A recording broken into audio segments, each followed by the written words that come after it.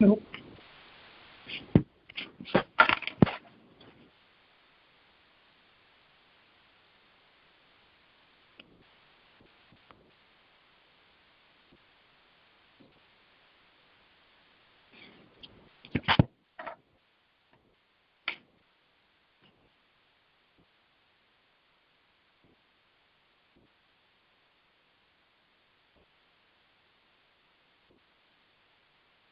Okay, we're about a minute to go according to this.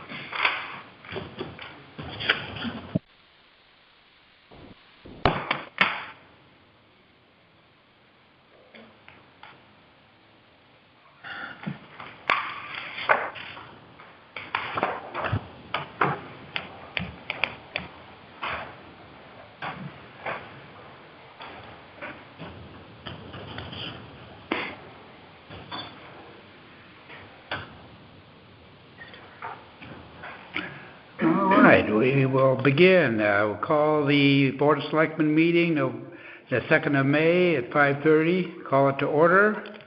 The first item of business will be to hear from the Open Space Commission concerning a proposal to use open space for horse riding. Who, one of you wish to speak with that? Do you want to come up here? Yeah, sure. Here, wait, we can just keep going. We got a microphone there. All right, there you go. You want to bring up? Yeah.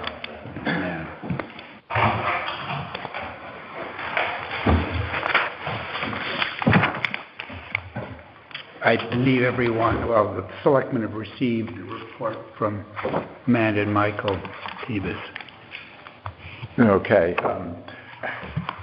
This is Evan Griswold, co-chair of the Open Space Commission, and we've been in discussion with Mr. and Mrs. Tevis, who are proposing to have a contract to buy the Vassiloff property off of Whippoorwill Road that was originally part of the McCulloch farm. And they are proposing to purchase the property and keep horses on the property and ride, and are asking permission from the town to access the trails on the McCulloch open space. And we are generally in favor of that because of the historic use of those trails, many of which Gene Vassiloff used and developed over years. It's been about, I think the McCullochs have owned the property maybe 80 years or more. Almost 1920s and 30s. Almost 100 years. And Gene Vassiloff, who had a Morgan horse farm there for many, many years, lots of people from Old Lyme took riding lessons there and rode on the trails. So we don't see this as a major change or anything. But because it's gone from private property to public property, of course there has to have to be some review of what uses the property can be put to, and some questions answered that we think probably need to be reviewed by the town attorney. One of which is the issue of liability, which the town is covered by Connecticut General Statute 52-557G, that would provide the town with substantial protection from liability for injuries from use, as long as the town doesn't charge for that use. The Tevises had originally suggested a long-term, non-exclusive lease. We feel if they pay something for the lease, that may abrogate the liability protection from the general statute. So we're thinking more along the lines of a memorandum of understanding. And I mean, if Mr. and Mrs. Tevis want to make some kind of voluntary contribution, that would be fine, but we wouldn't be charging for the use of the property.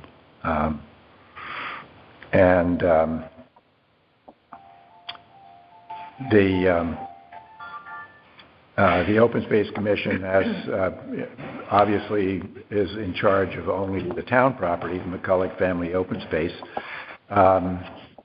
But it's, as many of you know, it abuts the land trust Lay Allen property, and that still, I think that needs to be worked out between Mr. and Mrs. Tevis and the land trust. So we've stepped back from any conditions on that.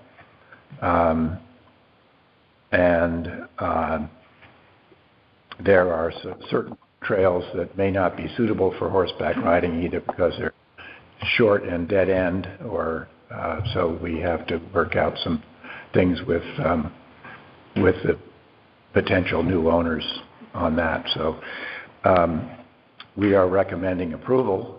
We had a special meeting this morning, and voted to approve the proposal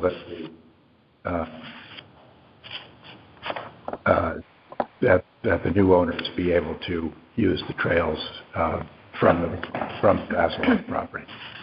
So you have Just a couple of quick things I want to mention. It's also, you may remember, this property is subject to the Nature Conservancy, and so they would be, excuse me, included in the conversation. We met, and what I passed out to you is a draft of our minutes. They're not in the final, but just to give you an idea where we're going, if the Board of Selectmen approve it today, then we will contact our attorney.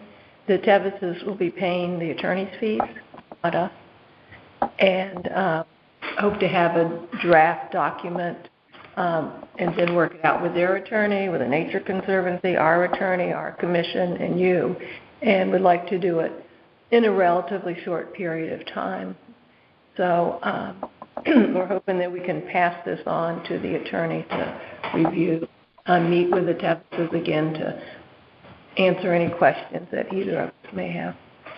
It will then, after the attorneys and everyone else's comment, it'll come back to us for review and then to you.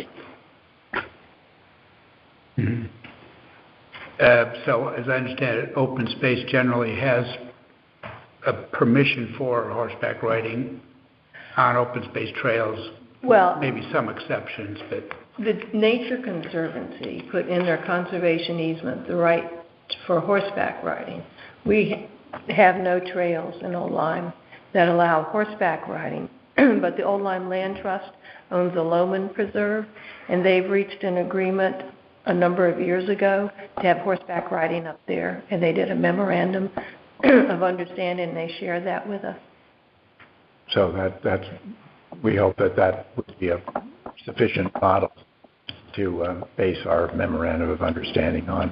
Obviously, there are things that we need to change because the Loman property is privately owned by the land trust, and of course the town open space is publicly owned. So there may be some issues that need to be ironed out, but generally we're in favor. We're in favor of seeing. We don't have any proscription against horseback riding on our trails. We don't specifically say yes, horseback riding is allowed, but we don't say it's disallowed either. Mm-hmm. And taken into consideration the historic Vasiloff property and its use of horses, and the fact that all the family members have supported the Tevises in this, I think that indicates that it might be allowable under this circumstance. So, can I ask a question? Mm-hmm. So, is this just going to be for the Tevis family and possibly their extended family? Well, what the Tevises belong to a small horseback riding association, and one of our concerns was people bringing horse trailers onto our limited parking area, especially Tree in the Gap. So at this point, and subject to what the attorney drafts, it may just be them. I think it's, Evan, I think, and the Open Space Commission agrees it's better to take small steps and see what happens, and that's why a memorandum of understanding. So if it becomes any issue, that it can be adjusted. If it works out well, and we can put parking somewhere.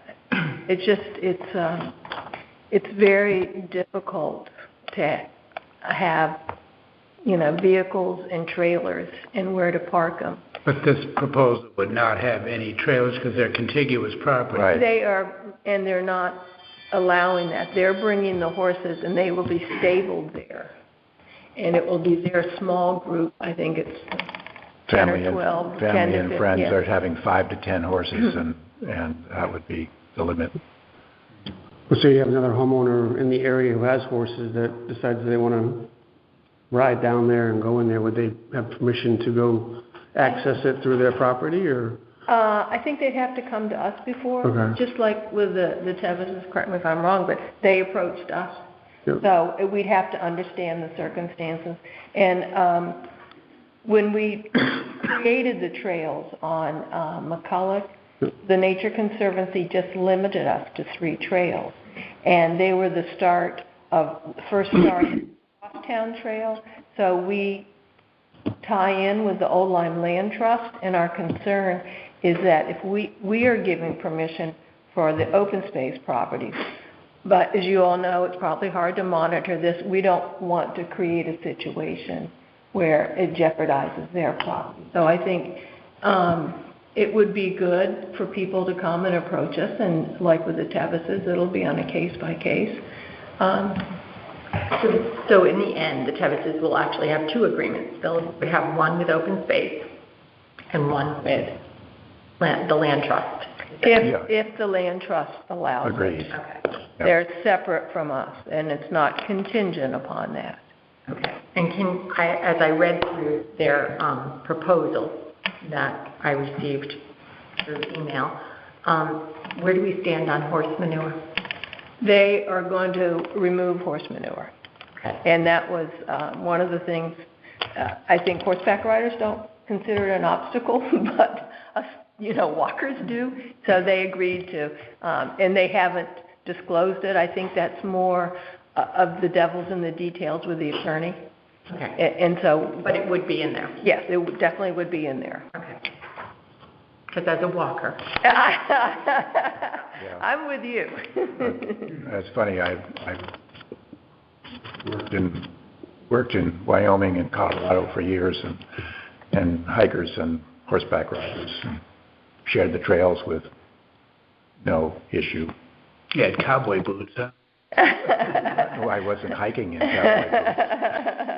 Well, I think it's one of those we have to Yeah. see. We'll put it in the documents, and then if we have to tweak it a little, we'll tweak it.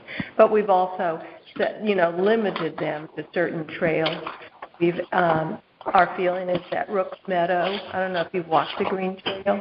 I haven't yet. Okay, but you come in Tree in the Gap, and there's a beautiful meadow and a pond. We have a bench there, and it's very peaceful. I call it a mind trail.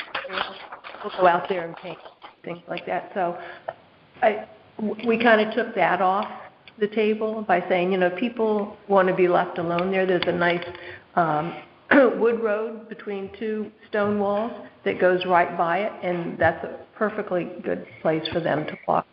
And we've mentioned at this point the yellow trail. I have a map, the trail map is over here. It's a very narrow dead-end trail, and it would be difficult if horse, dogs, bike, and people were on there at the same time. So we said we prefer you not to be on the yellow trail. So the ones you prefer to be on is the red and blue? No, we're green.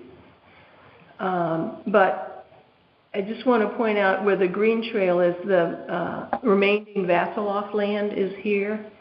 And Marcia has said they can use her land to ride, so they may go north there and not continue. It's one of those things we're going to work out with them. Because the blue trail is the Old Lyme Land Trust, and that's a very narrow. So the green goes into the blue, and then the blue connects to the red? Is that accurate? Yes, or no? yes. And then over here on the red trail, where it connects to the blue trail right here, and then you see the transmission lines right there. Yep. That attaches to their property, and so they may go down there and cut off the blue, or they might, the land trust might let them use that portion of the blue. It's pretty flat. So, but those are details that need to be worked out, and I think any memorandum of understanding would allow for, if we give them permission to extend the trail, that it would be allowable. And can I also ask you that if somewhere on your open space website that you would note which trails Oh, yes. you can see Oh, places yes. on, so that people will be aware of that? Yeah, and there'll be signage also on the ground. Everywhere, and it would be paid for by the Hansen family. We also are thinking possibly about putting in the Tree in the Gap parking lot, which is a very small parking lot, and doesn't have good visibility, putting signs that say no horse trailer parking, so people wouldn't. Okay. So, and even on the outside, so if they pulled along the road parallel, it wouldn't be available to them. If these potential future homeowners, I guess property owners, if someone from town would approach them and ask if they could park, would they seem they were against that, or only people, like she said, in their association, or? You mean on the Tevis property? Yeah. Well, that's a private road. Okay. So that would be up to them, and I wouldn't want to answer for them. Okay. But That's McCulloch Farm Road. It's a shared driveway. With another owner too, so that's why. Another member of the McCulloch family. Yeah. So I think it's so new to everybody. We just, I think we've approached this relatively carefully and thoroughly. We've had more than a couple of meetings and phone calls with the Tevises and with the commission, and so. These are some of the signs. I don't know if they were in your packet. Yeah, they are. Okay. Yep. Okay. So you got all of that. So yeah. So you have an idea of what we're talking about. So I know that they're not going to reside on the property full time. Right. I'm assuming there will be some type of a caretaker there, though, for the animals. Mm-hmm. Mm-hmm.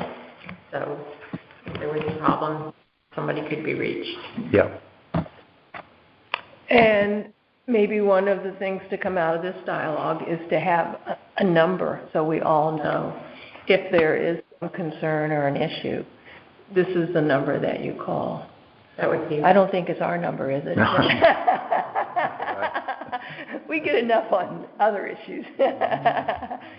So, but like I said, we've gotten this far, and now it's up to the attorneys and the Nature Conservancy to fine-tune everything, and then we'll come back to you, back to our commission and back to you to get final approval. Do you sense that Nature Conservancy is likely to be quite agreeable to this concept? I think so. I actually just received a letter, and I couldn't print it out, but Marcia Vasiloff forwarded to a message from the Nature Conservancy. It says, the easement language is quite clear regarding horseback riding being a reserved right, but it's up to the town, incorrectly labeled Lime, as the landowner to determine whether they will allow it. So there were some questions about allowing horses on other sections of the farm because the easement was created with the 3 separate members, and we'll review that with the Nature Conservancy. But and we would definitely get this in writing and attached to everything on their letterhead, saying that this is permissible, and that would be part of the packet that would go into a permanent record for all of us. But they seem to be willing, and they wrote the conservation easement originally with horseback riding in mind. So, are there any questions from anyone else? So what do you wish the Board of Selectmen to do at this point? Well, I think on our draft, it said... So we would like a provisional approval so that we can move forward. An agreement with the Tevis family on terms, a review by the town attorney to be paid by the applicant, and approval of the Nature Conservancy, which holds the conservation easement on the property. That's what we accepted on ours. So I would think that maybe if you had a motion to continue the approval granted by the Open Space Commission to allow our attorneys at Tevis's expense to review the documents, to create, review, and draft documents for horseback riding, limited horseback riding on the... Are you making your approval based on this letter of intent information, or is this this is the initial offer? We're going to give everything to the attorney. Okay. We're not attorneys. No, that's, but I'm saying this, you But we- your decision to start it with this? We looked at that, and that was originally like a 99-year lease. Yeah. We said no. Yeah. And then we talked about a memorandum of understanding. And that seems to be acceptable to Yeah. the Tevises. And we figured, we've had nice conversation with the Vasiloff family, with the Tevis family, and good for us, because we haven't had to. Right. And so, as the two attorneys draft the documents, Yeah. if there's any questions, then, we'll address them with the. Right, 'cause I see that in here, there's a rental thing, but then here, the attorney says if you charge rent, does that affect Right. liability? Right. Right, but they said they. That's why we shifted to an MOU. But we need to give the Tevis family some protection, so they don't spend all this money, buy it, and then we yank it. Or if another board, when Evan and I retire, says, oh, we've decided against it. Well, the family has invested a lot of money into it. So Yeah. that's why we're starting small and and then waiting to see what happens. And then if it works well and we decide to take a next step, then we'll be back to you guys to let you know what we're doing. So basically, you could be making adjustments to the MOU. I think there'll be adjustments. I think what we want to have in the MOU is the ability to make adjustments as issues arise. But with Board of Selectmen approval. Right. Okay. So in that With paragraph. major changes. If it's a minor, we're going to change a little bit on the red trail. Would you want to see Board of Selectmen approval on that? I would just like to be notified. We can notify you. We would certainly notify you if we're making these changes. Just If it's minor. Because then if we had questions, we could forward Oh, them yeah. to you. Yeah. We could forward it, and if you have questions, just say, come to the next meeting, we'll discuss it. Yeah. But now that you're meeting only once a month, it sometimes we have to adapt quickly. I think we have 4 meetings in April. We're good. We're here a lot. We're here a lot. Well, thank goodness for that. So if we modified that second paragraph in the draft here and replaced Open Space Commission with Board of Selectmen and maybe deleted on the contingent upon Selectmen, Right. essentially that verbiage might get us to the next step. So I think that you're just saying that you'd like can I take a step? Yeah, go right ahead. I will make a motion that the Open Space Commission can continue working with the Tevis family on terms to create, and the town's attorney, to create, review, and draft a MOU. I wouldn't be that specific, because we're saying MOU, but the attorney may have another idea. Okay. That's because what happens if he doesn't create an MOU, and your mention was an Would it be MOU? an MOU or an MOA usually? Well, to create a documents. But we might start with the Board of Selectmen agrees in principle, and then continue on from there. Well, when we vote, isn't that our agreement? Pardon? When we vote on it in a Yeah. positive way, that is really our agreement, correct? It emphasizes the fact that we believe we're on board with it, subject to getting it reduced to writing and so forth. And T&C, Okay. and acknowledge that the Tevises are paying. Are you going to amend that motion? Devil's in the details. Let's try that again. Okay. Yeah. I will make a motion that the Board of Selectmen approve for the Open Space Commission to work with the Tevis family, the town's attorney, to create, review, and draft an agreement which will be paid for by the applicant, the Tevis family, and to acquire approval of the Nature Conservancy, which holds a conservation easement on the property for horseback riding. Second.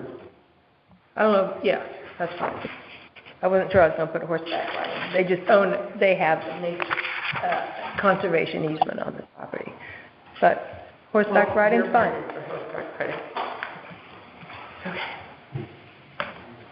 All right, it's been moved and seconded. Suzanne, you've got that well enough? Excellent, excellent. Any additional discussion on the motion? Hi, excuse me. Hi, my name is Shauna Vasloff. How are you? There's no public comment yet. Okay, Yeah, just put yourself on mute, please. very good. Yeah. Okay, so I would say that just as in a way of discussion, I think it's an exciting prospect, and it's an activity you don't see much anymore, and I think it would be wonderful to have that sort of activity on our open space. Well, I think it's part of, I guess it's part of the heritage of the town for the least at last 80 to 100 years, that the McCulloch Farm has been a major, it's been held by the McCulloch family as de facto open space, and until they sold it to the town as open space, and horseback riding was into that property. So I say that it's part of the town's history, and I think it's a good idea. Okay. Any other discussion from the board? All right, all in favor, say aye. Aye. Aye. Very good, thank you. We have one other matter, if we could take your time on for open space, and we've prepared some documents for you.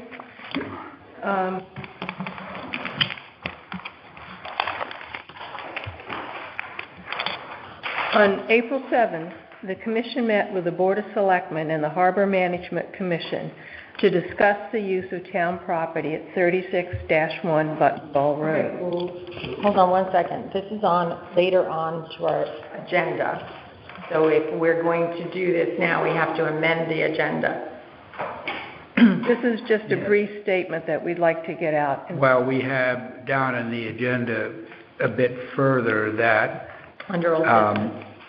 which, others may want to speak to that same issue. So, Probably if you want to We're get... not asking that nobody's to,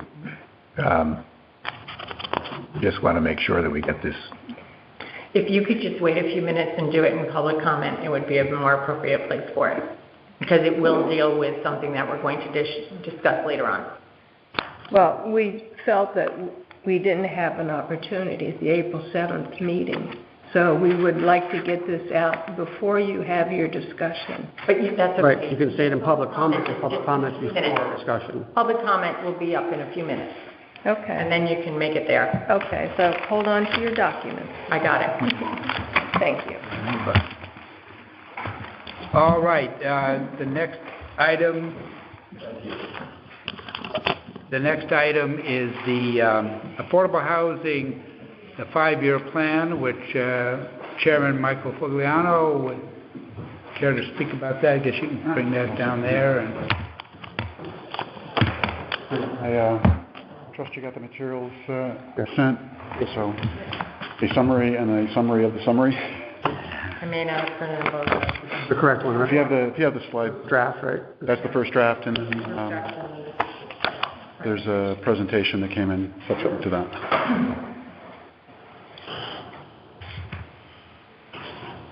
So Matt, do you have the slide deck? Looks like first page looks like that. Oh, I have it on my phone. I can get it on my phone. Tim, you have this one? I don't have that here, no. Okay. How you do? Yeah, good. I have it too. Here, we can share. Okay. It's easier for you to read. It's this way. Yeah, thanks. Okay, so I guess I was here about 6 weeks ago and gave you a heads up on the progress toward the state-mandated 5-year affordable housing plan. And we're at the stage now where the plan has been drafted, is in near final form, and we're moving into the adoption phase. aiming for the state deadline of June 1st for submitting an adopted 5-year plan to the State Office of Planning and Management. So I'm just going to walk you through the highest points of the plan. The next layer down from this is the plan itself, and underneath that there's literally years of research and data underlying the plan from us and from RiverCog and from consultants that we engaged with the grant we received. So let me just walk you through it. If you have questions, feel free to stop me. If you want me to slow down or speed up, I'll take my cues from you based on what you've read and what you want to know. So the first page there is just a very brief background of the last 5 years. In 2017, the original statute was passed that called for the creation of affordable housing plans due on June 1st, 2022, with updates every 5 years thereafter. 2 years later, in 2019, the Affordable Housing Exploratory Committee was established by the Board of Selectmen late in the year, in December, and charged with gathering information and advising the board on how best to approach affordable housing. September of 2020, that committee issued some initial findings and recommendations, the first of which was that we discovered 830J and that we had to come up with a 5-year plan. And also recommended at that point that a permanent Affordable Housing Commission be established to take that on along with the other aspects of affordable housing that we had discovered. And that actually came into being in January of 2021. The commission actually started meeting, was appointed and started meeting in May, and that was a year ago. In the fall of last year, actually in the spring, very shortly after the commission convened, we entered into a partnership with RiverCog. RiverCog is working on a regional housing plan, and they will also position to support us in creating our municipal affordable housing plan. Later that year, we applied for and received a $15,000 technical support grant from the State Department of Housing, which we've applied to some very specific studies that are informing the plan that we're discussing now, specifically around a capacity assessment, a development capacity assessment for town, which was an important body of data to work with. Starting this year, the plan started to take shape, and in February and March, there were 2 community workshops held virtually at the time. We had approximately 50 residents between the two workshops come and listen to aspects of the results of the housing study, the thinking on strategy. We got very positive feedback during interactive pulse polls that we took during those. It was also confirming that we were on the right track, and as a result, the plan was put in the form that you see it right now, in partnership again with RiverCog. Next page there is just a quick word. There are actually 2 planning processes running in parallel right now. RiverCog is working on a regional plan for all 17 towns in the lower Connecticut River Valley region. Tim, you'll see this as part of the RiverCog board as a parallel plan. That's a general housing plan, not specific to affordable housing. Then there's the local housing plan for Old Lyme that is being advanced by the Affordable Housing Commission. It zooms in on the housing situation, and in particular the affordable housing situation in Old Lyme, and is coming up with a strategy and plan to increase affordable housing locally. So the scope of the local plan is affordable housing and Old Lyme. The scope of the regional plan is all housing and all 17 towns in the region. I have a question. Is the regional plan also due on June 1st? No, there's no state mandate for that. Okay. So that was a voluntary act on the part of RiverCog. Okay. Although they're shooting for the same deadline, and part of that is because, as I've indicated on the slide, the two plans are in communication with each other. They're informing each other. Mm-hmm. So we're using data that was generated in some of the analysis that was generated for the regional plan, and we're feeding them back what we're finding locally, and they're incorporating that into the regional plan. So there's a handshake there, and it's been very effective. And I've indicated that the regional plan is informed by the regional plan of conservation and development, and we're looking at our local plan of conservation and development to get input for the local plan. So two parallel threads, working on it about the same timeline with a lot of the same people involved. Next page. Early on, we came up on the commission with a set of guiding principles that were going to inform our decision making and the scope and the focus of the plan. The first one is that the plan that we've drafted for Old Lyme is aimed first and foremost to meet the needs of Old Lyme residents, present and future, in all stages and walks of life. We recognized early on that a big part of the community values and principles revolved around preserving Old Lyme as an essentially small town. So the plan that and the strategy that we're advancing aims to preserve that. The plan needs to consider relevant policies and practices as a source of learning and needs to comply with statutory requirements. But importantly, we learned early on that being driven by the 10% 830J threshold for exemption was probably not going to take us in a direction that was consistent with the other principles. So the plan is specifically not driven to achieve the 10% threshold, which is not a mandate. It simply says if you achieve 10% of your housing stock as affordable housing, you're exempt from the terms of 830J. And very few municipalities have achieved that. Some small ones have.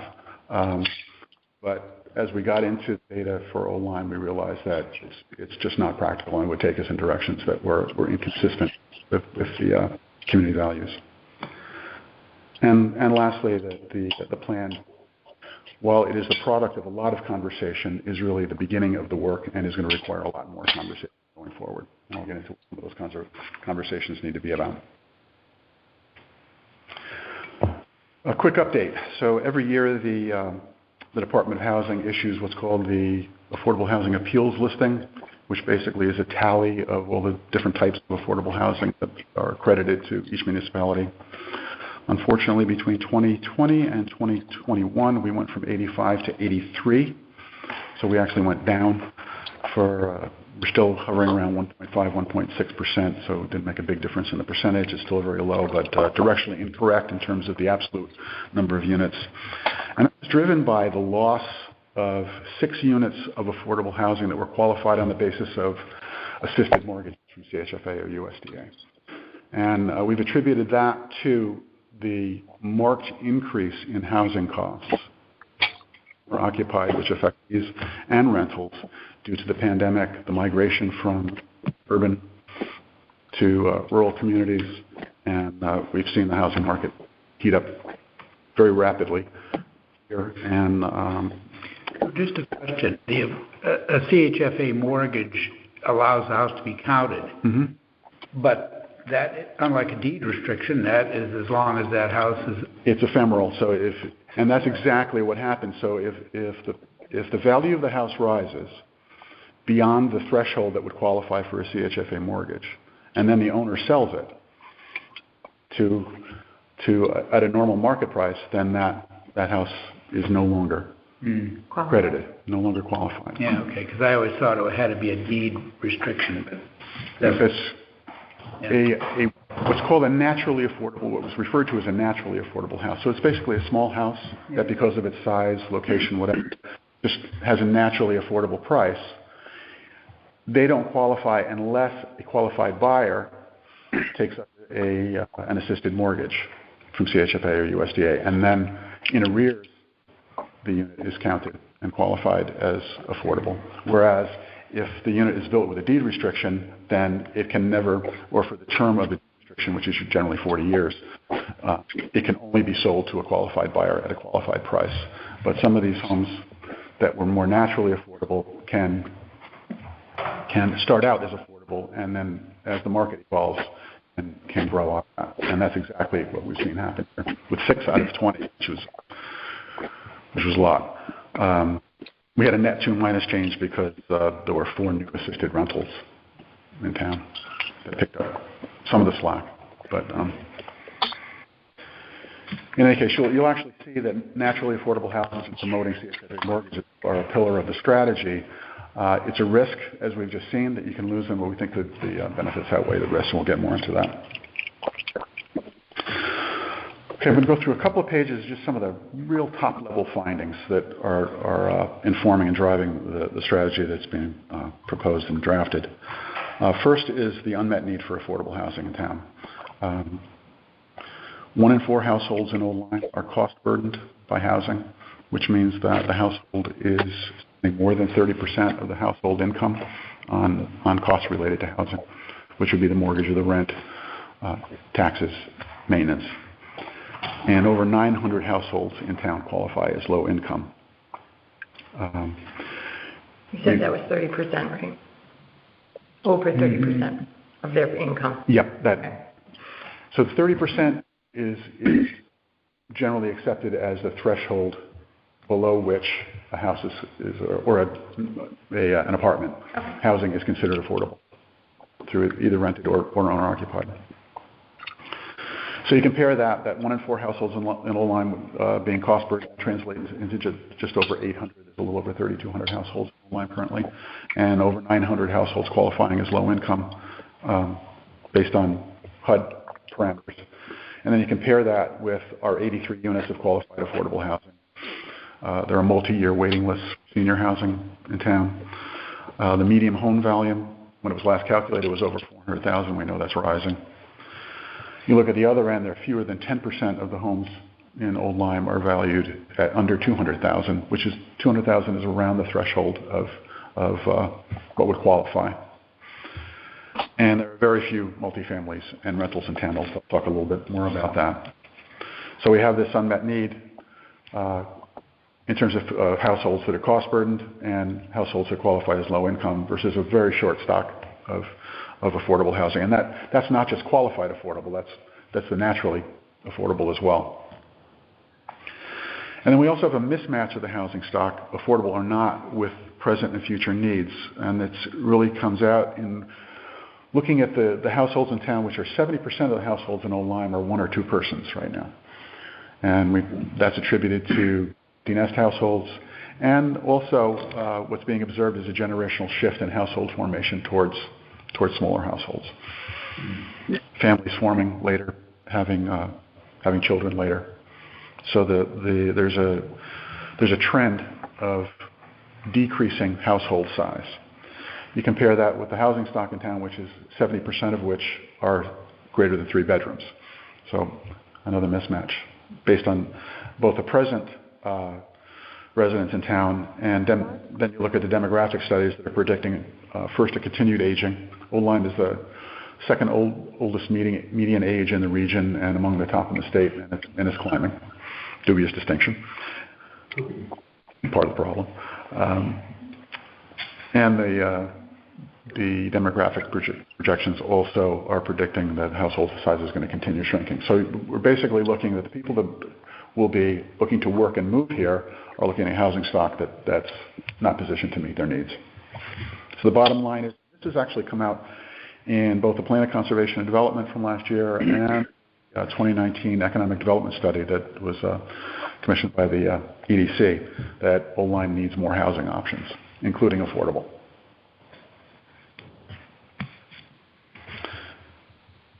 Next page. Now, this is a study that we actually used the technical support grant to pay for, and it was done through RiverCog and their consultants. So what they did was go through the zoning maps, through all of the environmental maps. They had their GIS folks pretty busy. They looked at where existing development was, and the objective of this study was to get a handle on how much space and how much capacity for new development is left in Old Lyme. We haven't set goals yet, but as we're looking at what the problem is, we're looking at demand, we want to have a look at capacity. And if you just do the math for 10%, depending on how it goes, we need somewhere between 500 and 2,000 units of new units to meet that 10%. But we didn't want to go set goals without having some understanding of what we are working with. So the results just came in last week. They aren't fully written up in the draft that you have, but that's a work in progress. I have a meeting on that tomorrow, and we'll have it for the final draft. But top line, environmental constraints in open space take the just about 16,000 acres that we have in Old Lyme, and just on the base of environmental restrictions alone, cut that in half. If you look at existing development, so if you look at the map, you'll see all the conservation areas, and look in the places that are left open, and that's where all the houses are, naturally. When you subtract the areas that are already developed, we're down to less than 20% of the area in town is vacant and not constrained by environmental concerns. And if you do the math on that based on the current zoning, it comes out to just under 400 units. And that's a theoretical number. Don't want to publish that and go to the bank, but the ballpark number is about 400 units of remaining capacity, making some basic assumptions about what the vacant land is, what it would be zoned as, and what easements and rights of way and the potential for ledge or terrain would take away from that. And then you have to realize that this is all private property. So that's a theoretical number if the current owners decided that they wanted to subdivide and develop that property. And right now that's not the case. So it's a theoretical number. The bottom line is that we don't have a lot to work with in terms of available land in town. Public water and sewer infrastructure, I know you know all too well that that's a limitation right now, mostly to the shoreline and a few beach communities.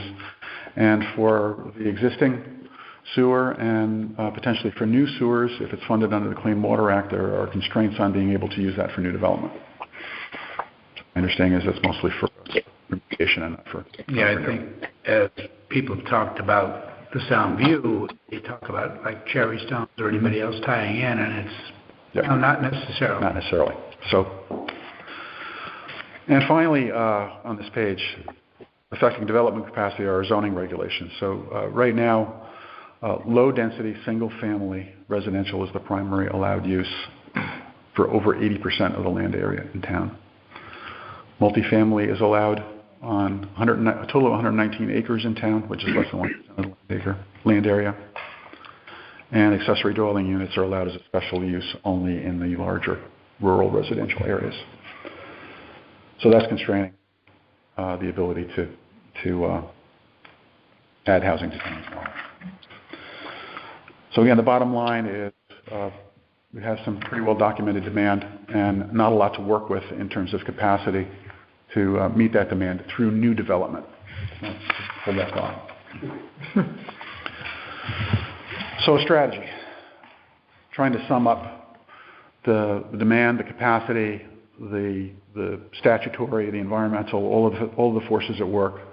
The first element is to create opportunities for additional accessory middle housing and starter housing. So these are to meet the needs of seniors and young people and smaller households. So what this means is basically building or redeveloping smaller units than the 70% of the housing in town right now that are large 3+ bedroom, 3-4 more bedroom houses. That would be both owner-occupied and rentals. Rentals are an acute shortage. This would include the accessory units, small to mid-scale multifamilies, duplex, triplex, and clusters where you'd have a few small homes on a smaller plot of land. This would enable some increased density in residential districts. It would increase the number of affordable homes within existing neighborhoods rather than segregating them off and isolating them or creating clusters of just smaller homes. It would interleave them more effectively. Promoting starter homes with assisted mortgages, even though, as we've seen over the last year, that's a risk. If you create just naturally affordable homes without a deed restriction, that can go away as the market increases. The common denominator here is that these approaches are scaled to work within the limitations rather than bang up against them. So they require less land. They can generally use on-site water and waste treatment rather than having to tie in public water and sewer systems. So that's the first part of the strategy. The second is to promote reuse of existing properties as qualified affordable. This could be town-owned or bank-owned properties. Distressed or blighted properties, that's come up over the past years as a problem in town. Approach would be to acquire a distressed property and refurb it as a qualified affordable home, which is very efficient. It reuses existing footprint of land and whatever infrastructure. It's eco-friendly. You're reusing materials, requires less new materials, and it's economical because it's reused. This could be commercial or residential. There's an example in Essex where there was a commercial condo complex at Spencer's Corners that was converted to 17 units of affordable rentals that was very successful. For Cumberland Farms, right? Say again? Across the street from Cumberland Farms? Yep, very successful. That was done by the Hope Partnership. Yeah, they had an opening there a few months ago. ago. So the third is to seek opportunities for mixed use and open space add-ons in partnership with the EDC and the Open Space Commission. We have an example of that ongoing with the option to create a couple of units of affordable housing on the McCulloch family open space. There's a recent example in Guilford where they've created what's referred to as a conservation cluster as part of an acquisition of open space. There was land allocated for, I think it was a half a dozen units of affordable housing there. Again, I think these are really good opportunities for collaboration within town government. They can be done very efficiently. It's not a downside. The limitation there is that in order to create affordable housing, it needs to ride on an economic development project or an open space acquisition. So it's not something that can be started as an affordable housing project, but it ties into a lead project that would be an economic development or an open space acquisition, but something that we still think is an opportunity. And finally, we get to was actually the core of A30G, which is the set-aside developments. And don't want to ignore that in the strategy. These kinds of developments are really challenging because a set-aside development to qualify as affordable, 30% of the units in the development are qualified as affordable, and up to the remainder 70% would be market rate. So what that creates is essentially a 3 steps forward, 7 steps back scenario where in order to create 3 units of affordable housing, you're consuming the land and the infrastructure for 7 more market rate. And under that scenario, progress is slowed, and it becomes more taxing on the limited capacity we have for development. Now, we don't see that any one of these approaches is going to get us where we need to go, so we think we have to cast a broad net on whatever can work. So the suggestion in the strategies is that selected opportunities for some of these larger scale set-aside developments under 830G are supported if they can solve for the land and water sewer constraints and if they would add a minimum of market rate units along with the affordable so that they were more efficient and didn't move the goalpost as they were being created. The market rate unit, is that based on New London County itself, or what is the market rate unit like? What do you mean by that? Is just a normal home that would be built and either rented or sold under prevailing market costs. So it's the rest. It's the not affordable, not protected as affordable. Oh. It's just sold on the open market. So again, we don't see any one of these, and we've talked about the onesie-twosie strategy. So some of these might take the form of onesie-twosies, but if you add them up and you cast a broad net and take advantage of all of these, then we think there's a reasonable probability that we can make meaningful progress. Did you guys look at, take Diebold's proposition on Hatchett's Hill, and he was hoping to go across 4 Mile River Road into the Colton Road where East Line water sewer exists, and it was like a brick wall. So regionally, something like that had a chance, and it would be, maybe a couple of hundred units with the 830G 30%, but he wouldn't be able to move forward without water sewer or without doing a tremendous amount of work to get there and septic locally. Right. So the idea of regional cooperation, that's beyond our control. Yeah, it is, but you raise a great point, and we've actually raised that at the regional level. So we have these two planning processes going in parallel, and that has been raised at the regional level, because right now there's no incentive for towns to cooperate. So if one town can provide some water and sewer capacity, the other has some land, and they can pull together. There's no provision in the current statutes where the results of that kind of collaboration can be shared with, across multiple communities. Well, not incentivize it. Like if you do this, you will get exactly for it. And that's been put. So that's been raised at the regional level, and I think you'll see that appear in the regional plan. Mm-hmm. And it's frightfully expensive no matter what. It is. Unless you can do what they're doing, maybe go across the street, but they'll lay a sewer line and everything. We're seeing it's telephone numbers. You can envision other scenarios where bordering towns might be able to have some land. One has some land, one has some money, and you could do something together. But right now there's no path to share the benefits of that. So there's no incentive to do it. We actually have a pretty good launch list of suggested changes to 830G along those lines and others. So to make this real, we would need to make some changes to create an environment where that kind of strategy could be successful. And there's 3 areas we're looking at. One is to create a network of partnerships and resources within the local community and town government. Things like the open space or EDC or mixed use add-ons to projects. Again, looking regionally, Rivercog and neighboring towns for regional projects. Funding agencies, there is funding available from private philanthropy, from not-for-profits, from state and federal governments to support affordable housing.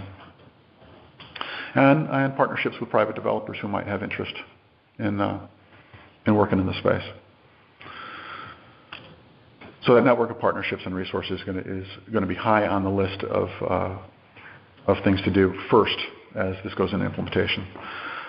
Second is changes to zoning regulations. Now again, this has come up in the Plan of Conservation and Development that was adopted last year. And some specific suggestions there that we're going to be looking into are removing some of the special use restrictions on accessory dwelling units. Now this is going to come before you soon, in that there was legislation passed last year, Public Act 2129, actually allowed accessory dwelling units as a right, which has some issues as it applies to Old Lyme, and I know recently the Zoning Commission has taken up the opt-out provision in that, and if that hasn't come before you yet, I believe it will. It is. But that said, that may be the right thing to do for Old Lyme with respect to that language that's in that state legislation, but there is still, after that, a need to look at ADU regulations and lower the bar, because ADUs right now, again, these are the in-law apartments that can go within an existing unit. They use the same footprint. They meet the needs of those smaller households and seniors, and they are naturally affordable because they're small. So they're an important part of the strategy, and some zoning regulations to lower the bar increase the availability. I think some of the fear was that the accessory is a right. At what level does that cease? Because if you go down to some of the beach areas where they have these tiny lots and no parking, and they have a right to cut up the house, I mean, it's kind of preposterous. So I'm not sure where the threshold is to say it's got to be a 1 acre or half acre or something. We'll need to have a conversation about right-sizing it and coming up with a proposal that, again, goes back to the principle that it's going to meet the needs of Old Lyme residents. But the state knows best. Yep. I'll leave that there. Again, on the topic of zoning changes, some expanded allowed use of multifamily and clusters for affordable housing at least. Identifying areas for incentive and opportunity overlays. That's been done successfully in Old Saybrook, other towns. And something that doesn't get a lot of discussion, I'm not sure how much traction or how much benefit it would be, but there's the concept of inclusionary zoning regulations. So if a development comes in, it's not that they can qualify under 830G if there's 30%, but larger developments are required to have at least some portion of the development be affordable. I don't know how much development at scale is going to go on, but it's worth part of this next round of conversation, and it'll appear there. And finally, there's a high bar for affordable housing development, especially when the market is hot, which it is right now. So promotion and incentive programs are going to need to be part of the creating the environment to attract development of affordable housing, even against the prevailing market headwinds. Can you give me an example of an incentive program that you may have heard of when you were doing your research? There are a few. So a natural one is tax incentives.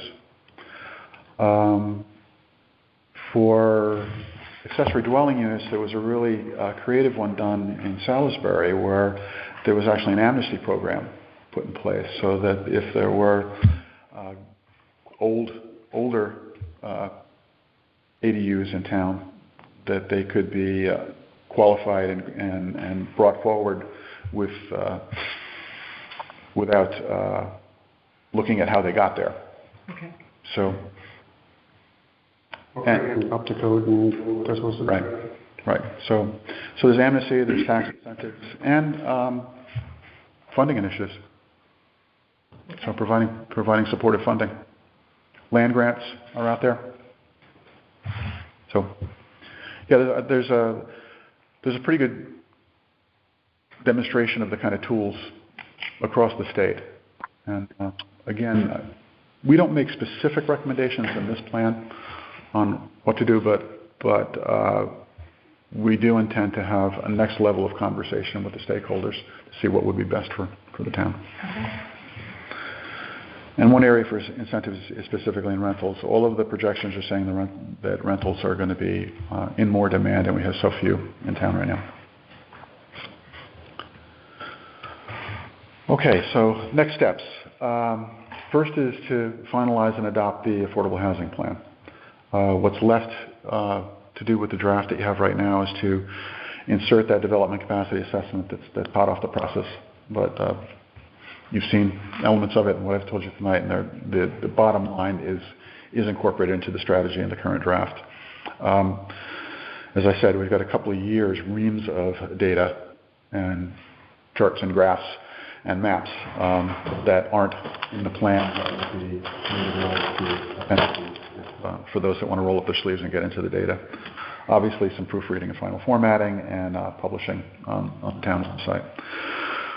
So that's for finalizing it. Adopting it, the state statute that mandates the plan is not prescriptive or in any way informative even in what constitutes adoption. So at this point, the Affordable Housing Commission has adopted a draft and voted to advance it to the Board of Selectmen.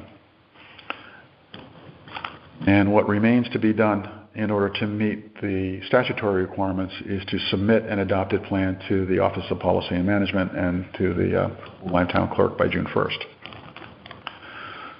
So it's essentially at our discretion on what adoption looks like. Tim, we had talked about this and thought it might be it's just as simple as a motion and vote by the Board of Selectmen to adopt the plan. At that point, it can be transmitted to the state. When do you need that from us, though, with a time frame? Well, June 1st is the deadline for sending it, so before June 1st, so that it can be. We could do a special meeting. Emailed. And if it's yet has to be finalized, when do you envision that might be? This week. Okay. Yeah, we just have to. It's down to the point where we have to bolt in existing material. There's no material left to be created. Mm-hmm. Your meeting was now, so I sent you the draft and as is, and I sent it to you Friday, and that had been updated on Friday morning with some of the material that come off the presses on Thursday. But that's completed now. We could check schedules and maybe have something next week to look at the final, so-called. But when you see it, I think you can. I can say with confidence that you're not going to see anything in there that I haven't just described to you. So the one that you sent on Friday is our best. That's the one to look at. Yep, that's the best one right now. And I've left notes in that for where there will be existing material tacked in.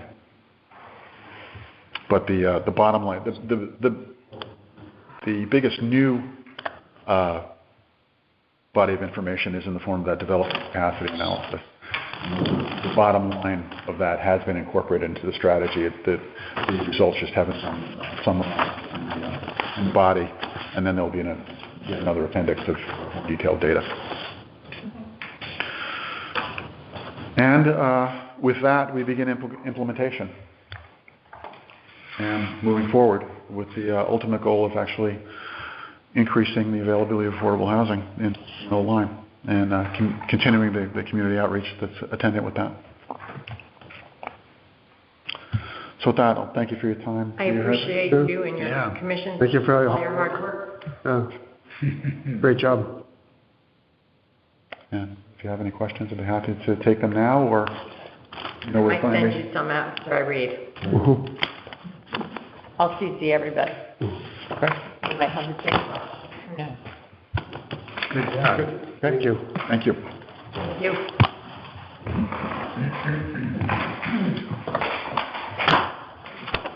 Okay. Next, we can consider the various minutes. The first minutes are the regular meeting of April the 4th. We have a change on that. Okay. We received an email from Linda, and I know you're here. I'm going to say your name wrong, I bet. Icabellis. That basically she would like the minutes to read.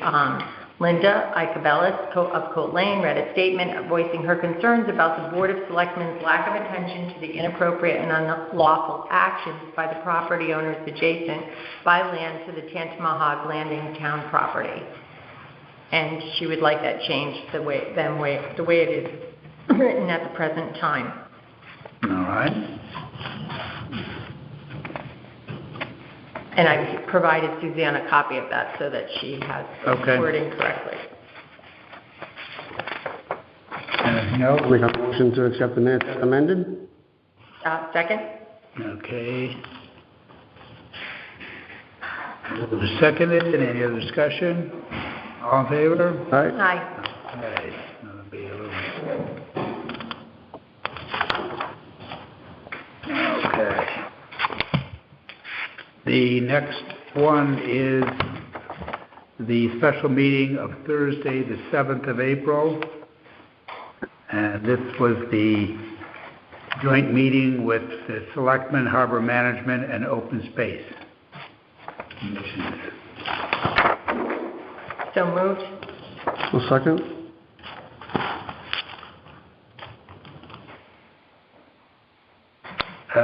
No further discussion. We can vote. All in favor of that?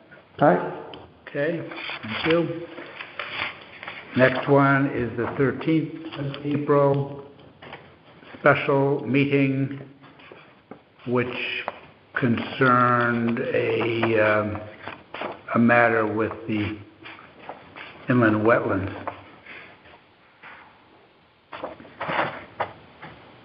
So moved. Second. Moved and seconded. Any discussion? All right, all in favor? Aye. Aye. And last, we have the special meeting of the 14th of April, and this actually went into executive session. So moved. Second. Okay. Any discussion? All in favor? Aye. Aye. Okay, thank you. All right, so we are now at the point of public comment. So let's see, just out of deference to open space here, do you want to lead off with public comment on your matter, and then we can open it up from there? Yeah.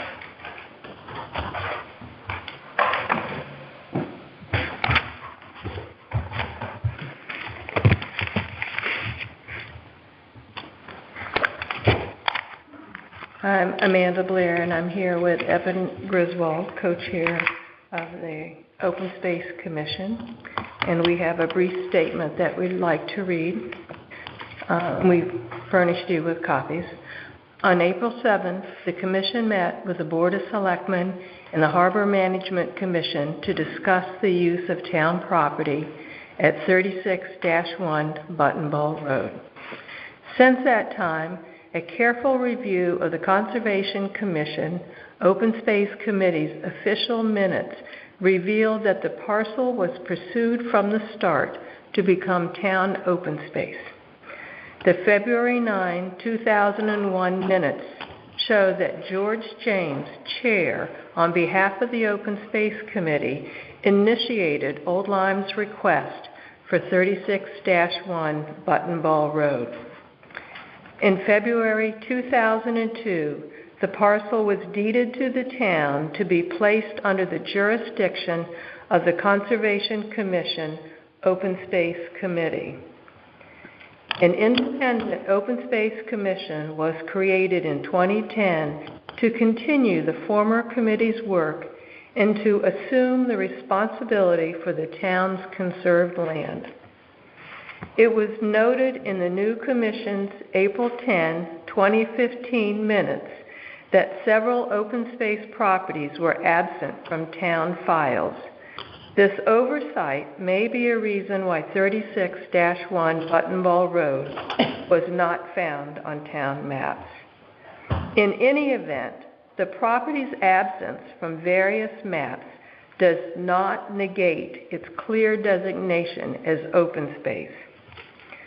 The Town of Old Lyme has entrusted the Open Space Commission in town law to manage acquired open space land for passive recreation use, protect and preserve the natural resources and wildlife on such land, and to develop appropriate limitations for the use of such parcels.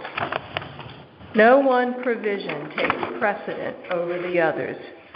With the Board of Selectmen's consent, Open Space would seek expert opinion to balance the benefit of passive recreation with the property's ecological value. While an Open Space Commission province is clear, the Harbor Management Commission's authority is questionable. The parcel consists of approximately 3 acres of dry land, wetlands, and salt marsh. The town's ordinance note that Harbor Management Commission management shall apply from the mean high water mark out. All parties were told by the Board of Selectmen at the April 7th special meeting to pause while the board reviewed the issue. Nonetheless, Harbor Management has continued to pursue its plans for the property, irrespective of the Board of Selectmen wishes and without respecting the Open Space Commission's jurisdiction. Last week, the Inland Wetlands Commission conducted a site walk of the property at Harbor Management Commission's request. As this property was always intended to become, and today remains, open space, we respectfully ask that the Board of Selectmen tell the Harbor Management Commission to cease and desist all of its activities on this property. The Old Lyme Open Space Commission, May 2nd, 2022. And attached to these documents are the minutes that we reference in this statement.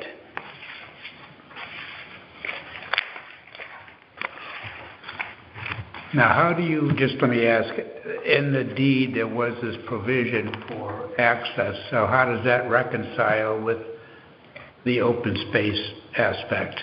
Well, it's, first of all, the jurisdiction has always been under open space. And our, as I mentioned, we are charged with managing the open space, protecting and preserving. We put passive recreation on it, and we develop appropriate limitations for the use of the property. So our first item would be, with your permission, is we would seek expert opinions for the balance, the benefit of passive recreation with the property's ecological value. So I think one of the first things Evan and I have talked about is getting a salt marsh assessment of the property. And the Open Space Commission is specifically charged with protecting and preserving wetlands, tidal marshes, streams, ponds, lakes, vernal pools, et cetera, but it specifically mentions tidal wetlands. I think from the time that that restriction was placed on the property, personally, I think it's ironic that the state of Connecticut had it for over 40 years to develop it as a boat launch, its intended purpose, and could not do it because of the amount of mudflats and lack of accessibility. So they pass it on to us, expecting us to create, passive recreation on mudflats. So, and in that 20-year period, with the concerns about climate change, preservation of salt marshes, I think an evaluation and then dialogue about the property would be good between the state, the town, the selectmen, and others. And if it is feasible, then it will be managed under the Open Space Commission, like we manage our trails. It's our responsibility. It was the Open Space Committee who pursued this, acquired it, and is responsible for it. It is under our jurisdiction. And for someone else to come along and hijack our property, it's just amazing to me. I mean, next we'll be having kayak access on Jimmy's Pond on McCulloch. I think that the ownership of this property needs to be respected. It's not open for grabs. This is open space property. Thank you for all this documentation. I will read it. Okay. Thank you.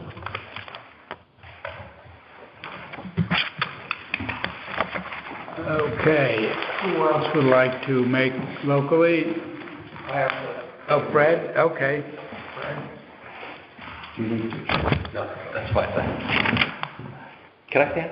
Sure. I'm Fred McCullough. I have a property on Hickory Street in Old Lyme, and I have a brief comment to make.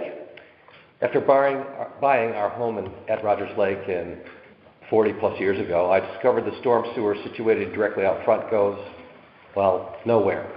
Turns out it's a dry well, meaning it has no outlet. Under normal conditions, this arrangement works fine, as the soil beneath is gravel, the street flat with minimal pitch, and the grates are more than adequate in accepting the water that heads towards them. Since 1980, every first selectman has been advised of the problems I face when the rate of precipitation outpaces the dry well's ability to absorb it. In the early 1980s, First Selectman Bud McCarthy was the first to address the problem by installing asphalt curbs to hold back the overflow. If the rain was too heavy and sustained, it would flood the street, spill over the curb, and eventually flow towards my house. I've installed my own dry wells, drains. I've even modified the pitch of the property to direct water towards the side yard. In my opinion, storm sewers were never capable of doing what they were asked to do, namely, drain the street. My house is not threatened by a flooding creek or even by the lake situated 15 feet below. It is threatened by a poorly designed and constructed storm sewer that can't handle the water flowing into it. I've been in contact with our current First Selectman in the past year when some heavier than normal rains once again caused flooding and damage to my basement. At one point, Mr. Griswold and Public Works Manager Ed Adante visited my property to see the lay of the land. The idea of bringing in an engineer was discussed and verbally agreed upon. In addition, I had a local contractor provide a quote for a supplemental drainage solution that would be a starting point for a conversation with an engineer. On December 27, 2021, Mr. Griswold informed me by email, next step will likely involve having the engineer visit your property and comment on the proposed solution. I will be heading out of town next week and will return on January 13th. We can talk after that and have the engineer visit your property. Since January 13th, 2022, I have contacted Mr. Griswold multiple times via multiple methods without a response. It has been over 4 months since I last heard from him. I'm here today, and I apologize for being here today, to make a public and formal request for further action as previously promised by our First Selectman, Tim Griswold. I'd like to leave this copy with you, and I have an appointment. Can you give it to Suzanne? Thank you. Good.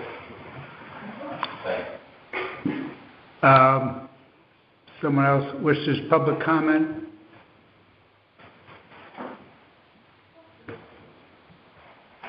Hi, everyone. Hello. So some of you know me as Rachel Gaudio, Chair of the Inland Wetlands Commission. Today I'm coming here as a private citizen. I am here about 36-1 Button Ball Road, about the easement or the access issue there. I would like to take issue with something that was said in a previous public comment.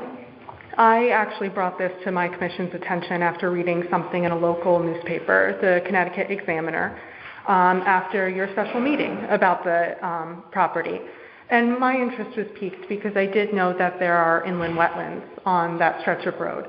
And that is the reason that I brought it to the commission, and it was brought to the commission's attention. It was not because harbor management came, and that is apparent in the meeting minutes that were published today. So I would like to make that point. I would also like to note that Co-Chair Blair has recused herself from this as an open space chair, and she did not do so in her public comment. And I just want the board to take note of that because she is the abutting landowner to this property. So I believe that she should be recusing herself from all mention of this property as chair, certainly as a private citizen. She is more than likely or more than able to make comment. But the sidewalk last Thursday that our commission did was actually very eye-opening. It's a beautiful property. There is great access to the water, and I think it's a great area for our townspeople to be able to have access to both tidal and inland wetlands at the same time.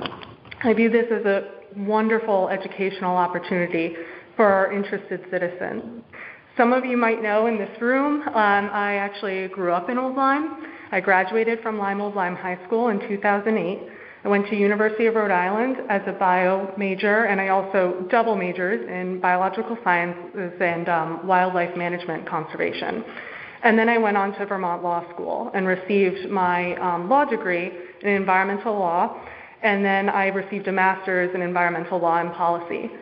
Places like Button Ball are the reason that I fell in love with the environment. I grew up on Shore Road, and I was a steward of the Griswold Marsh Preserve, which is owned by the Nature Conservancy.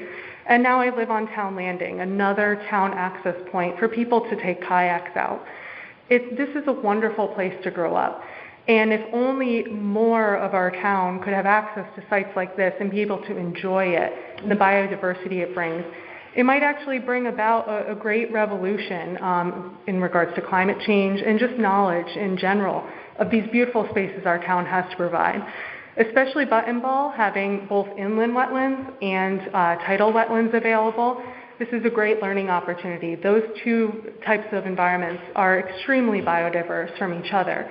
And I just think that the board should consider making sure that this access is always open to people. Whether there is a boat launch there, I just think it should be more apparent to the townspeople that they have the right to go down this drive, park one car.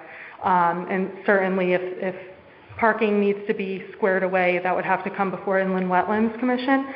But as a private citizen, I think this is a very important property, and I hope that you guys keep this in mind as discussions continue. Thank you. Excuse me, do you know who did the wetlands flagging? Was that your guys? No, we didn't have our soil scientists go out there, but we certainly can. We do have one on retainer. My understanding is that a DEEP employee went out there, but I'm not sure. I've just heard that. So I'm not sure who did the flagging. Mm-hmm. Would they normally come to you before wetlands is flagged, or what's the procedure? Not necessarily. If there's an open application, they'll come before wetlands. And I should clarify, I'm speaking as wetlands chair now, not as a private citizen. So if somebody makes a formal application, there is a process depending on the scope of the project or if the wetlands have been flagged before. We usually do ask for the wetlands to be flagged so that we know where our 100-foot upland review area is, and we can adequately assess the site and the dangers that might be posed to the wetlands. Okay, thank you. Okay, but if you want the soil scientists coming out, please let me know. Good. Anyone else wish to? Well, let me see if anybody... I think we had someone on the phone earlier. I don't know. Yeah, well, we'll go to that. Yes, sir.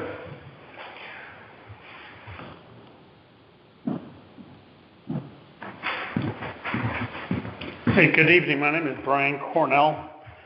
I live at 310 Portland Avenue Extension.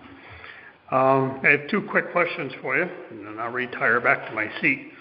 The first one is, recently there was supposedly a preliminary decision regarding the WPCA's request for $14.1 million in the form of a federal grant. And supposedly that decision was to be made by April 25th. Has that decision been made? Or if you have heard of it and it's published someplace, where can the residents go to find that answer directly? And my second question, if I may, in the month of May, what actions will be taken regarding this sewer ordinance? Or is the ordinance on hold pending federal approval? Will there be a town vote in May? Or when do you expect there might be a vote scheduled? Both of these matters are really WPCA. I know that grant submission occurred, but I have not heard myself whether or not there was the response date was for real in the end of April or not. It would seem the application was submitted not very long ago, so I'd be surprised if it would turn around that quickly. Mm-hmm. With respect to the ordinance, there was that hearing, and so I don't know what their next step is, but they had the hearing in this room. Sure did. Yeah. Yeah. So that ultimately would need a vote, but we have not heard from the WPCA specifically what their next steps are. Okay, Mr. Griswold, thank you. And as I said, I was expecting to have some information on that April 25th date, because that seemed to be a crucial pivot point. I think that was the submission. That was their submission date. They had to have the paperwork in that day. So. Yeah, I had to write a letter, and the beaches wrote letters, and it was sent to various federal, congressmen and senators and so forth. So I can't imagine they would turn around in that speed. Wheels move slowly. Okay, thank you for your time. Thank you, sir. Maybe Chris. Yeah.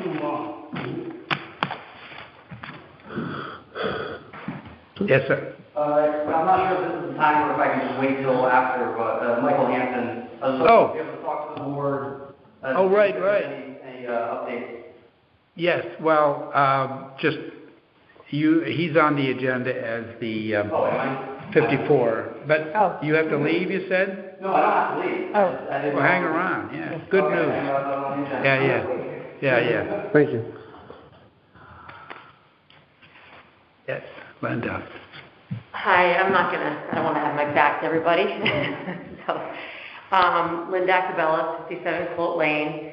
And again, I'm up here just representing myself, my wife, Sheila Riffle, our concerns about Panhandle Landing. I'm not necessarily on the representation of my neighbors that I'll see here. Certainly, I don't want to take up time in the event that anybody else wants to speak, but I just want to, again, reiterate there's still a lot of concern. I'm hearing from neighbors. I get emails. I get questions about updates. Just because I have, been communicating about the issue, and their concerns continue very much so. Okay, Understood. thank you. Thank you. Anyone else? Dennis?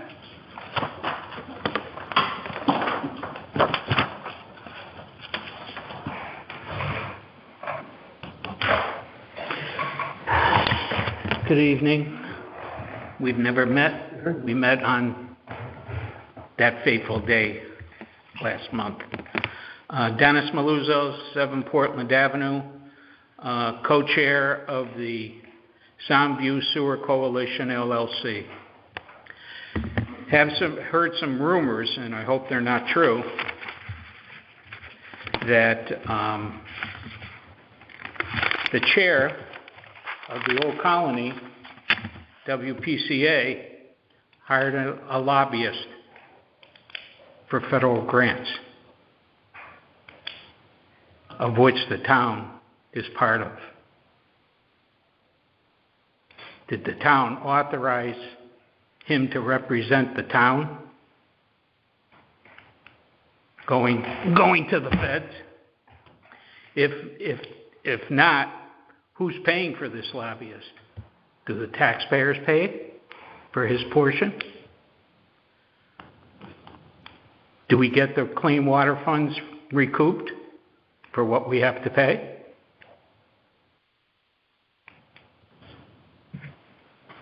The town is responsible for 29.75% of this failed sewer project.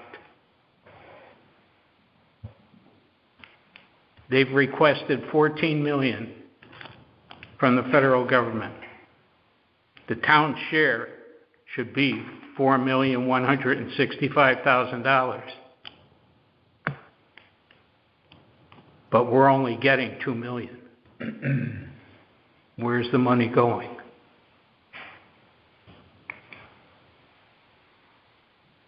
It's sad that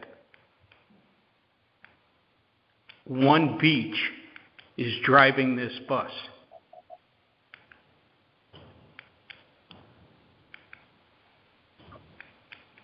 He managed to get the Biox plant, the piping on town roads, instead of private beach association roads. Somebody's got to see something about this because it smells really bad. And I hope they don't get the funding.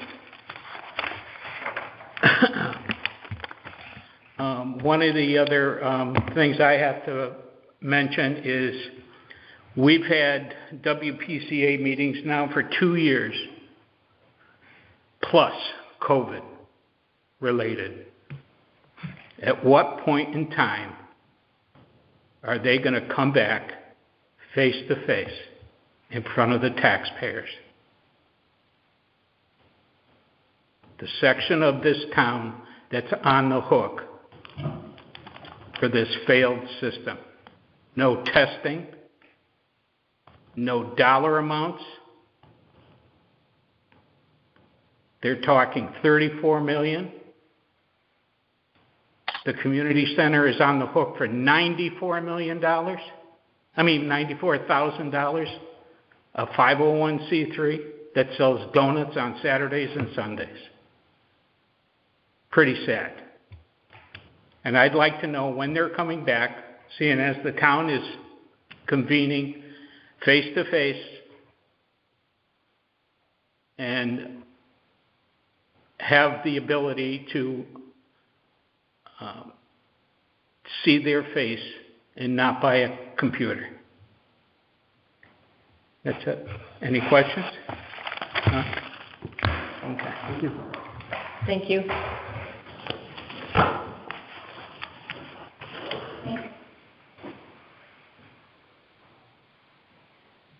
I should stand or sit, but I'll sit.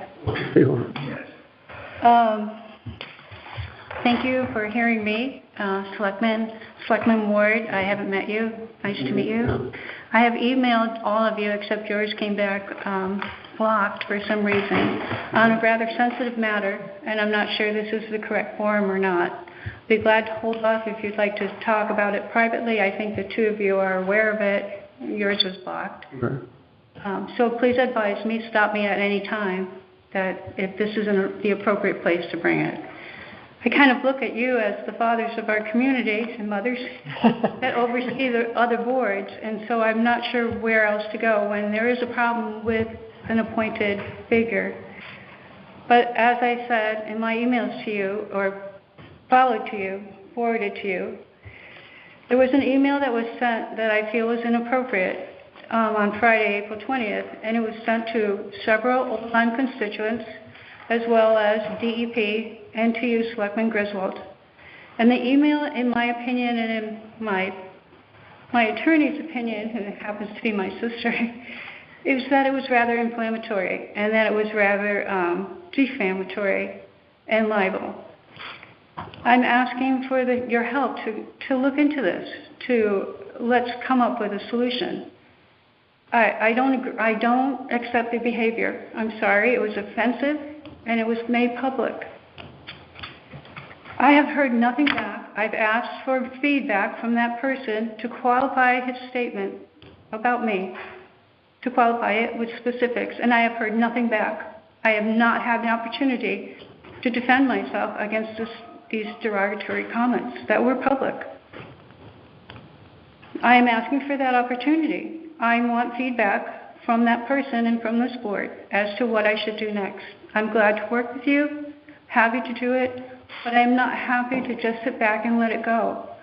And the reason is it's not the first time. We've seen this several times in our community, against our community, and against me personally. And I'm not willing this time to just let it go. So I'm open to suggestions. I'm available. You know how to reach me. Please, I'd like to follow up on this issue. Thank you. Can I skip your name? I'm sorry. Pardon? Your name? Mary Daly, 9 Portland Avenue, Thank you. Old Lyme. My only other request is that going forward, that every meeting, since you have the capability to do it, please record them. There are a lot of things, and we have said this over the years, the past couple of years now, that do not get recorded in edited minutes when they're published. A lot of things are missing. We know them because we're there, but we can't communicate them to other people if they're not documented. This is our history on this project, which is extremely expensive, as you know. It will cost some of your constituents to have to leave Old Lyme. They deserve the documentation as to why and how we got here. So going forward, I do request that every meeting, whether it's in person or not, town meetings especially, be recorded, either by Zoom or any other kind of electronic recording that people can go back and listen to. Mm-hmm. Thank you. Thank you. Thank you.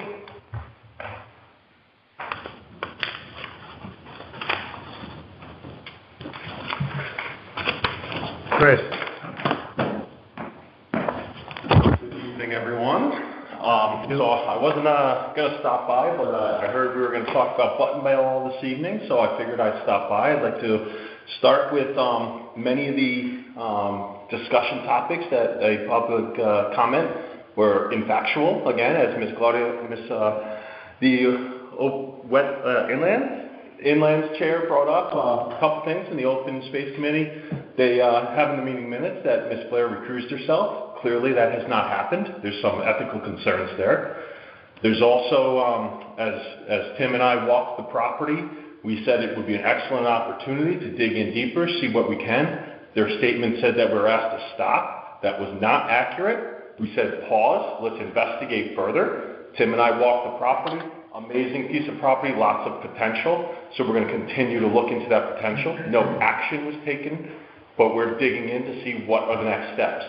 As the Inland Commission mentioned, we did not reach out to them. They did that on their own. Another non-factual statement by the previous public comment. We're going to continue as the Harbor Management Commission, look into properties to serve our town. Captures everything's in the meeting minutes. Anyone's welcome. We actually had a Button Ball resident show up at our last meeting and provided public comment. Very constructive. We want to work with the town. It seems like other commissions right now are trying to circumvent this process and undercut other commissions. So, appreciate it. Okay. Thank you. Anyone else? Okay, anyone on the phone that would like to? We're in the back. Sorry. Oh. My name is Karen Sanford. I'm at 31 Colt Lane, and I just wanted to piggyback off of Linda. So come up closer so we can get it. Okay. Could you start again? Your name is? Tara, Sanford? Last name? Stanford. Thank you. Sorry, I'm nervous. No problem. I'm at 31 Colt Lane, and I just wanted to have my name added to the record that we are residents of Colt Lane and interested in the Tandem Heat landing. Thank you. Very good. Thank you. All right. And after this, we'll go to the phone people. Thank you. I would just like to clarify a couple of misstatements. The Open Space Commission report that I read was concerning jurisdictional issues of the open space. Number 2, I am not the owner of the adjoining land. Number 3, I apologize on behalf of Open Space to Harbor Management. We were told that it was Harbor Management that requested. Thank you. Okay. Now, on the telephone, or any public comment from the telephone people? All right. Thank you. So we'll move on then. Oh.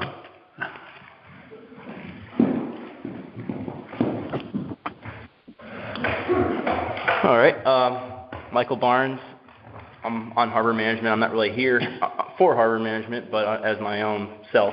I just wanted to clarify, I know Ms. Blair just made a statement that she's not the owner, but she is the resident of the abutting property under the Amanda Blair Trust. No, it's not under my name. Well, that's what is on the deed anyway. So anyway, I just trying to clarify that it feels that open space has had 20 years or so, 18 years, 19 years to do something as far as this parcel is concerned, and the fact that it's been, and I'm going to say hidden, I think it's well documented that it's been hidden. But the last meeting, on the April 7th meeting, I believe it was, the chair of the co-chair, Mr. Griswold here, submitted a letter to the record where back in 2004, specifically, the Blair family was trying to do a land swap for this parcel of land that's abutting their property for another parcel of land somewhere else in town. And to me, it seems like it's pretty hypocritical of the Open Space Commission to not be taking advantage of this opportunity with this property.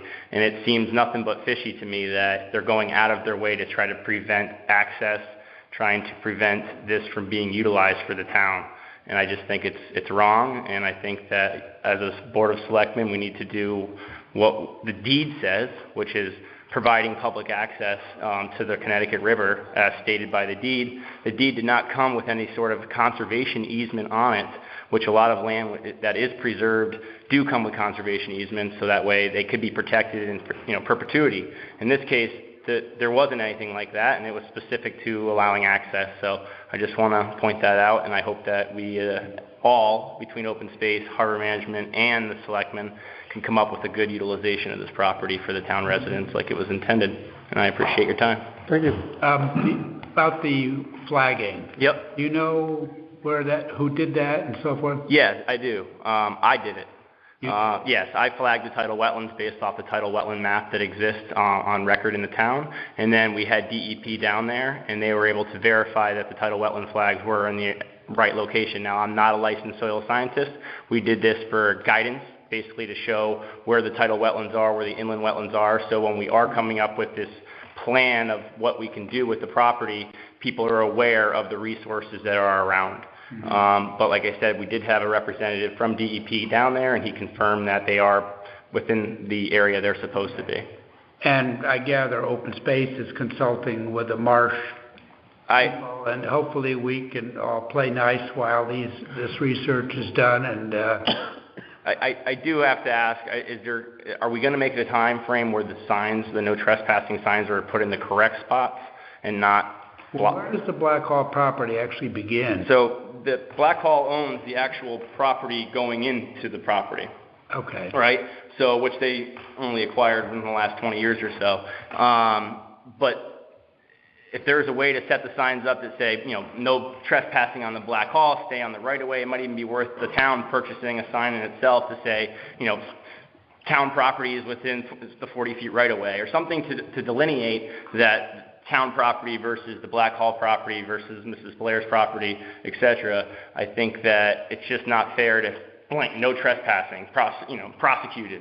It's just not inviting to a town property to see that, and I feel that I'm requesting this board have them removed. We heard from Phil Neal that he does not want to have people coming in and leaving little presents. For sure, which I couldn't disagree with. But the fact of the matter is that just because someone else, does something that they're not supposed to do on a property shouldn't preclude the other residents of the town who are not having the interest of damaging the property. Oh, the sign may be physically on Black Hall Club property, so I could talk to Phil about, where is the area of concern and so forth, but it may be that it is on the property on the right, which is Black Hall. Correct. Yeah, so it's left and right side. Even at the bottom of the driveway, if you could face the signs to be parallel to the driveway, then it doesn't look like it's the driveway that they're saying no trespassing on. It's just saying, the areas to the left and right. And DEP did spend a significant amount of time down there. Now, it was just on a preliminary basis. Obviously, anything permit-wise that goes to DEP has to go through a full review.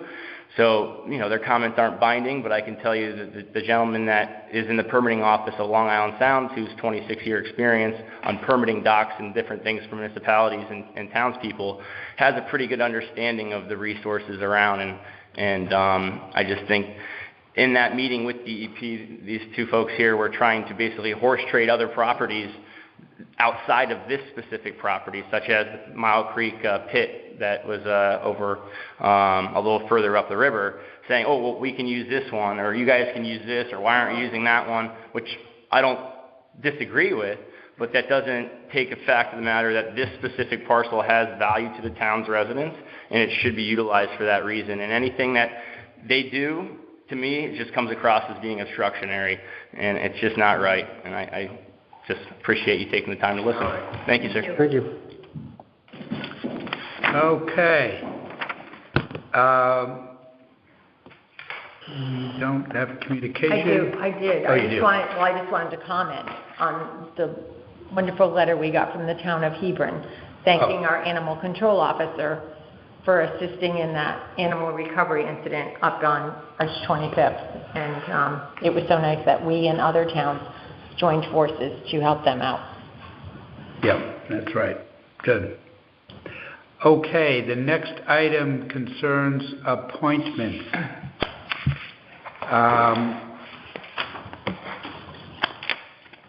We have First appointment is for the Affordable Housing Commission, Anthony Vasilou, to fill a vacant alternate 2-year term ending in January of 23.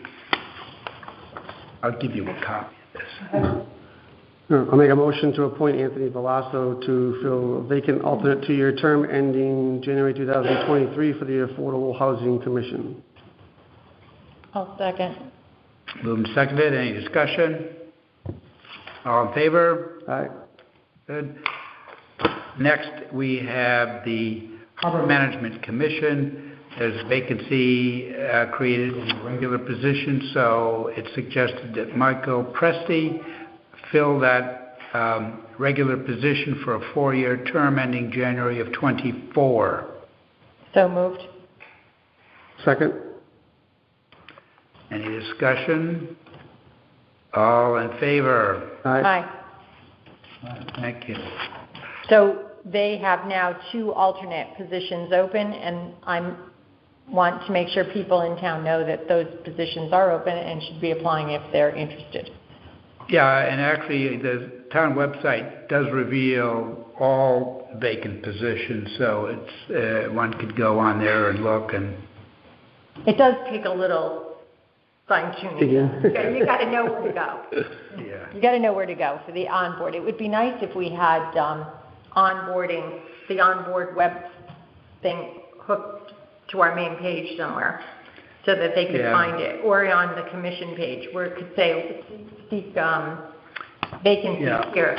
Because otherwise you go to see all, and then you have to go through every commission or committee, and then it's listed where the vacancies are. Yeah, or like I think a summary type. Yeah. So it would just be, but you know. Okay, next is the Park and Recreation. We have, let's see, 1, 2, 3, 4, 5, 6, 7 applicants.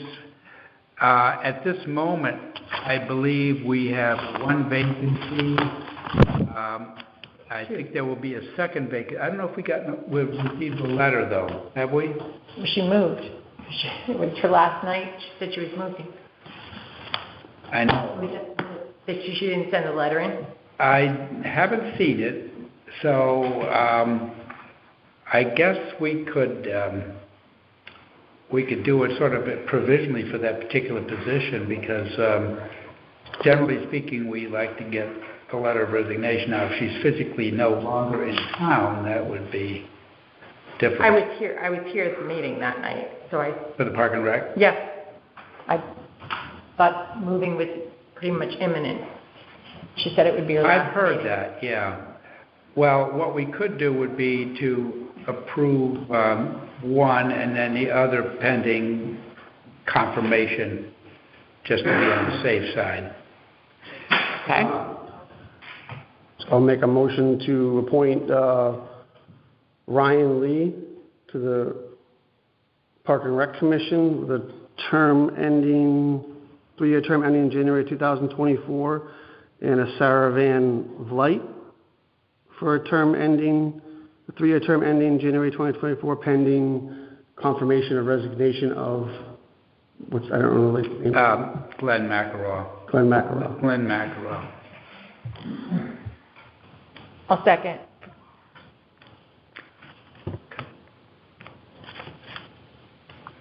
All right, any discussion? The only discussion I would like to make is I would appreciate it if committee chairs or commission chairs actually send us a letter. This was such. Did you get a letter from them? I did. I did not get a letter. Oh, No, lucky I you. did. But it would be nice if they sent, it wasn't sent to, it was addressed to all of us, but it wasn't emailed to all of us. So it would be helpful if they would be told that it should go to all of us, because then we have their reasoning, we know if they've interviewed people, etc. And we can be mindful that not every recommendation from the chairs must be followed. It's certainly consequential. I'll just say that I was very pleased that there were so many people who were interested in stepping forward. Yes. Next is the Planning Commission. There's an alternate term ending January of 23. Because I don't have specific applications, but in the past we've had Stephen Tsunami and Jim Lampos interested in it. I believe Mr. Lampos pulled out at one point, so I'm a little confused because he did move from one land use to another, and so I'm not sure which one is which, but so those are the two names that have surfaced. I don't have a recommendation from the chairman except from when Tsunami was put up before he received a favorable statement from Mr. Thompson. So we have, I think we've distilled it down to these two names. Then I would like to table it until we get a recommendation from Mr. Thompson. Okay. I'll second that.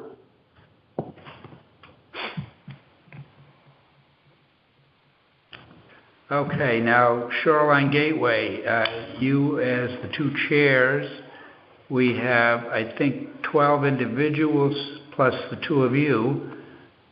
I did. I wrote it out that I wouldn't forget it. Makes a platoon. I wrote it out. So I'll make a motion to appoint Scott Boulanger from Miami Beach, Chris McHugh representing Hawks Nest, Mary Kate Parker representing White Sands, Paul Orzel, Michaela Pearson, Frank Papalardo, Kathleen Tracy representing Soundview, and residents Joe Rotolo, Eric Frazier, Michael Foliano, and Joe Camion to the Soundview Gateway Committee. So how many people is that? That is in a different order than I have it. I think it's 11. With the two of us, it's 13. And we would be reaching out to see if we could get some type of representation from Old Colony Beach or Lime Shores to possibly join the committee at a later date. If some property on Buttonball. Yeah. Opening with Amanda Blair coming on. On the talking phone, about if you how would bad kindly harbor management had been and how it was supposed to be a conservancy property, and that as a conservancy property you were supposed to be passive. It was ridiculous to think that people could use it as a boat launch. Hello? And then hello. All right, we'll just a flood of people came on after her and discredited her. Oh, okay. And then one person said, Amanda like Blair is supposed to have 11. recused herself from this because What do you butter. think is an optimal number? She has no Because business being here. We talked. And then We she liked said, it, and because she we came know back and people said, over oh the no, summer are gonna I drop in don't and own out that property. Because people, and then in the winter, And the you harbor never know who's management going to guy be here. said, the And deed we says can the manage the property dozen. is owned Two chairs. by the Split it in half. trust of Amanda Blair. You're going to bring your service office? Is that you? I think we can do it. Good, because there's a lot to do. I mean, she's So like, I don't it's like own we've it. incremented the Trust mountain owns to, it. I mean, 1/10 of a mile along the stretch. spare me. You got it. We're good. So then they now, appointed these two people onto one Park and Rec person who were is Make a Bob. motion and then make Yeah. we got a motion and discussion. Bob. Yeah. We'll Second it. Okay. So why? Move to second. All right. In a way, discussion, I know one of the people on the list is currently in litigation there's with more. Miami Beach. But that is But not, that is Bob not had You. only sent the letter Soundview to Gateway Kim. Committee He is didn't being send the charged letter with. to the other It is the top selectmen. half of The other Barnard selectmen Avenue had no idea and that Bob had a horse Shore in the Road. race. And that Well. is set by Cheryl Poirier and Howard Margulis. I And just So think that person is a the other resident. interesting thing is that this woman That is not came to forward. be part of the I don't know. She said her don't name. worry. I didn't recognize it. Mary somebody. There's and I 12 of think us. it's There's 13 of us. We're She fine. said that a One voice. commission chair had I publicly understand the slandered concern. If her it becomes an issue, I think and we'll written personally. bad things about her to DEP and all kinds of public people. And this is not the first time. And she raised it, and she wants it. She's consulted a lawyer, All right. and she wants a resolution. It's moved and seconded. Should we call for a vote? And she was All very in polite favor? about it. She said, I don't know if this is the right place to raise this issue. And last, we have the Sound View Commission. I've asked you guys to do something about this, alternate term, a vacant one, which can be filled, and no, it's not Bob. I think Calvary it's not Rogers Bob. It's a male commission chair, and I believe it's for that position. Yep. Because it involves... I'll make a motion to appoint Marissa Calvi Rogers to fill a vacant one-year alternate term ending January 2023 on the Sound View Commission. I'll second. Okay, moved and seconded. I can't believe, after all the talk, that Matt Ward would go along with what... Thank you for everyone for all these different commissions. And what? Appreciate it. I've printed out these things so many times. Martha went with Bob Dunn's request. I know it. Yeah. Okay, project update. Paul, I do not have a report. As we know, they have been, we have the appropriation and then, on their in the conversation, so I think as Martha said, I would have liked to have heard from the resumed on that. They should tell for us, the that they've interviewed people or people they're interested in. Discussions about some other decorations there. And she said, well, I never saw that. I was given an update today. The asphalt pad has been put in.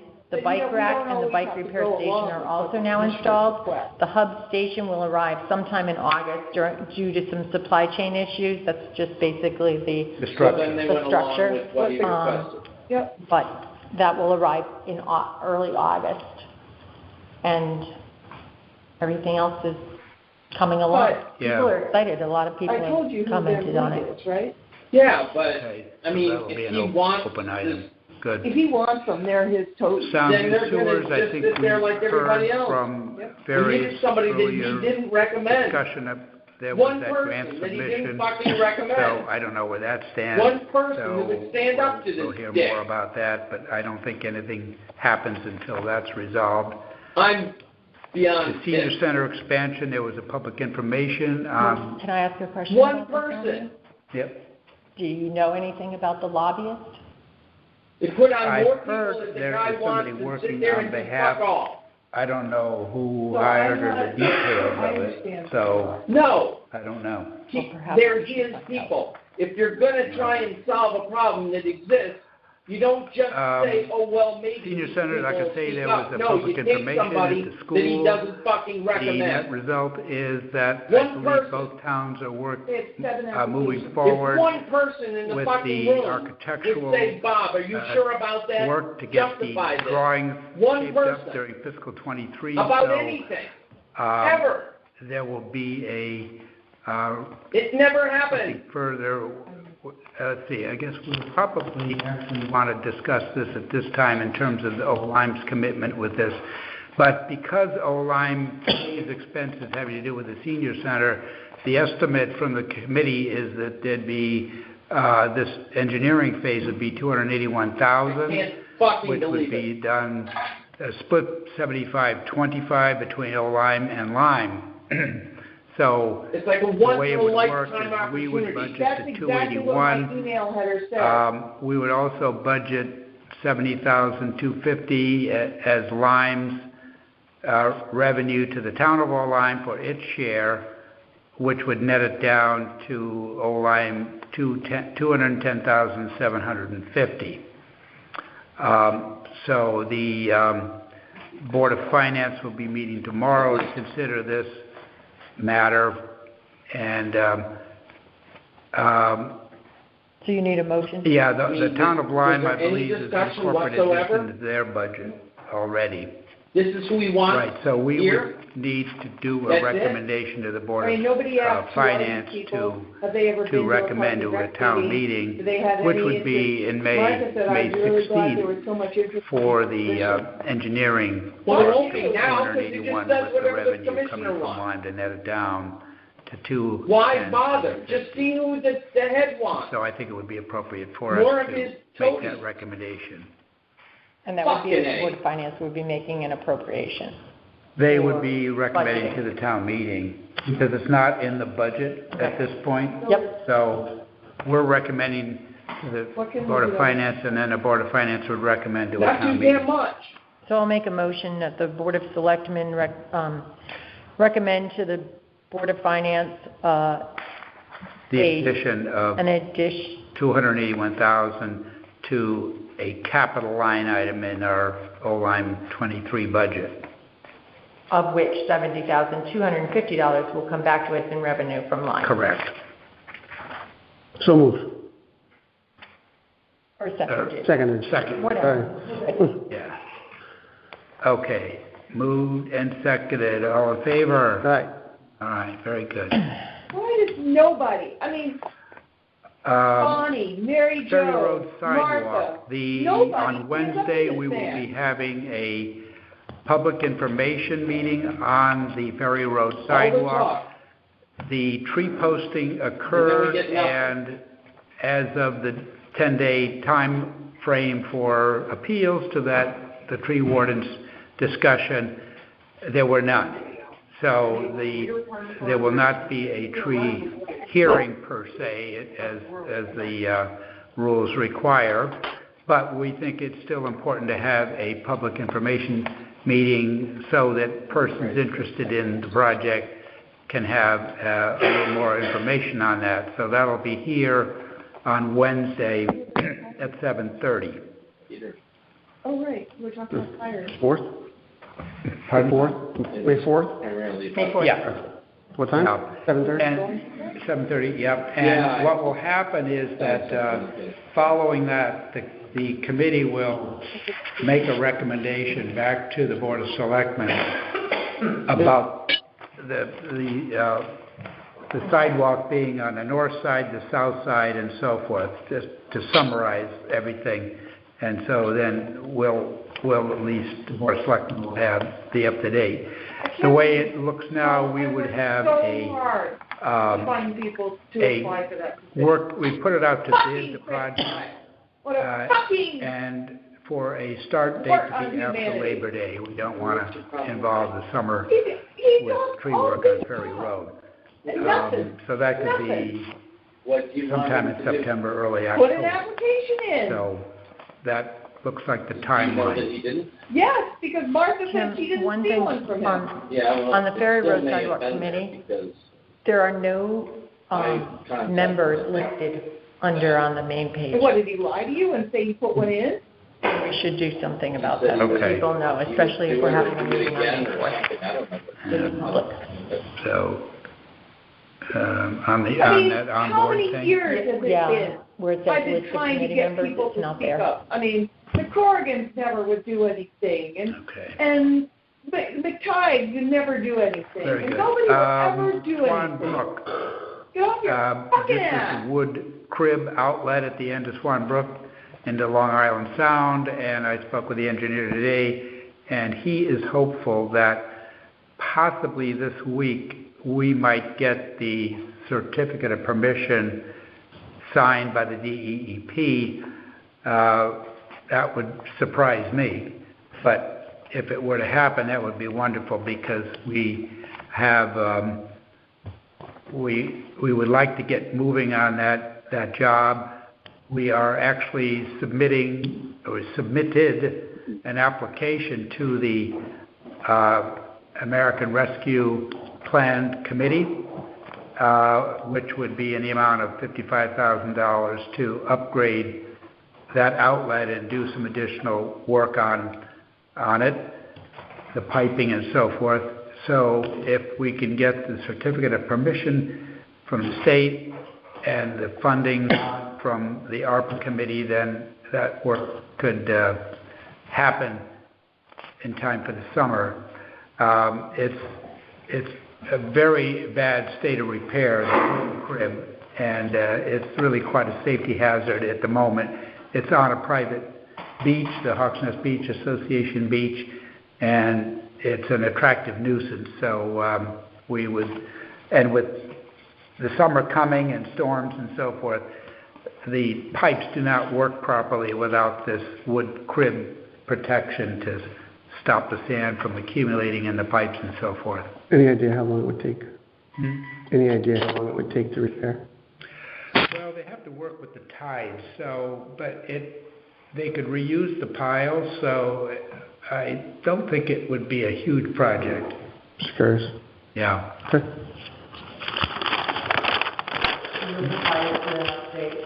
Yeah, hopefully this week, that would be reason for celebration for sure. Okay. American Recovery, we'll have you take that one. Okay. Applications closed today at the end of business for both our Community Initiative Grant and also the Economic Recovery Grant. On Wednesday, the American Recovery Plan Committee will be meeting with our consultant, George Kribda, who did all of the processing of the Economic Recovery Grants, and he will be providing the committee with his recommendations at that time.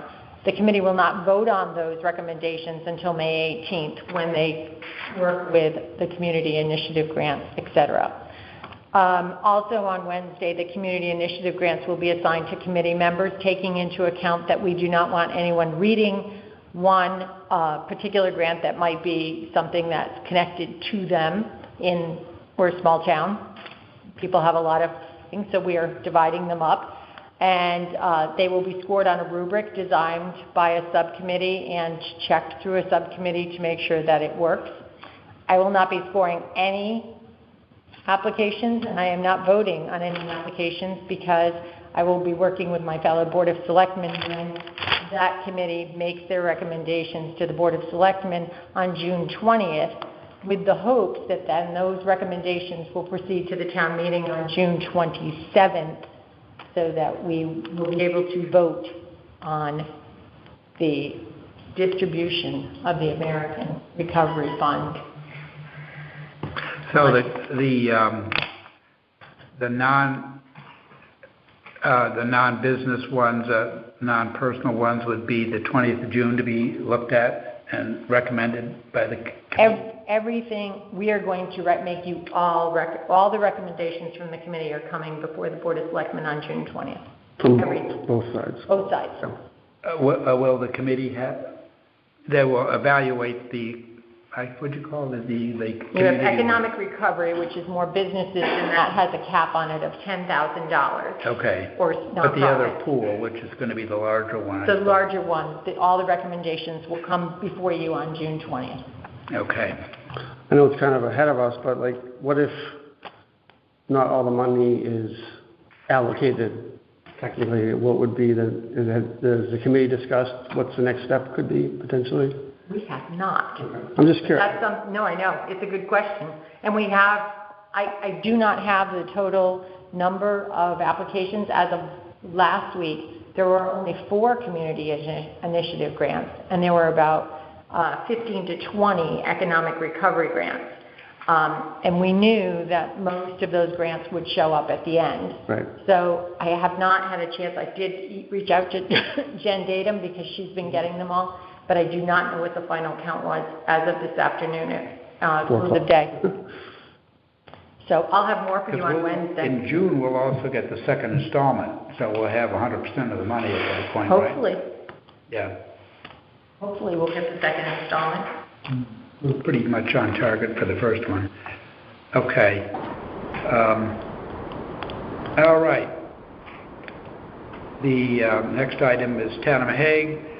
The Selectmen had an executive session with Town Council, and there is work being done as a result of that.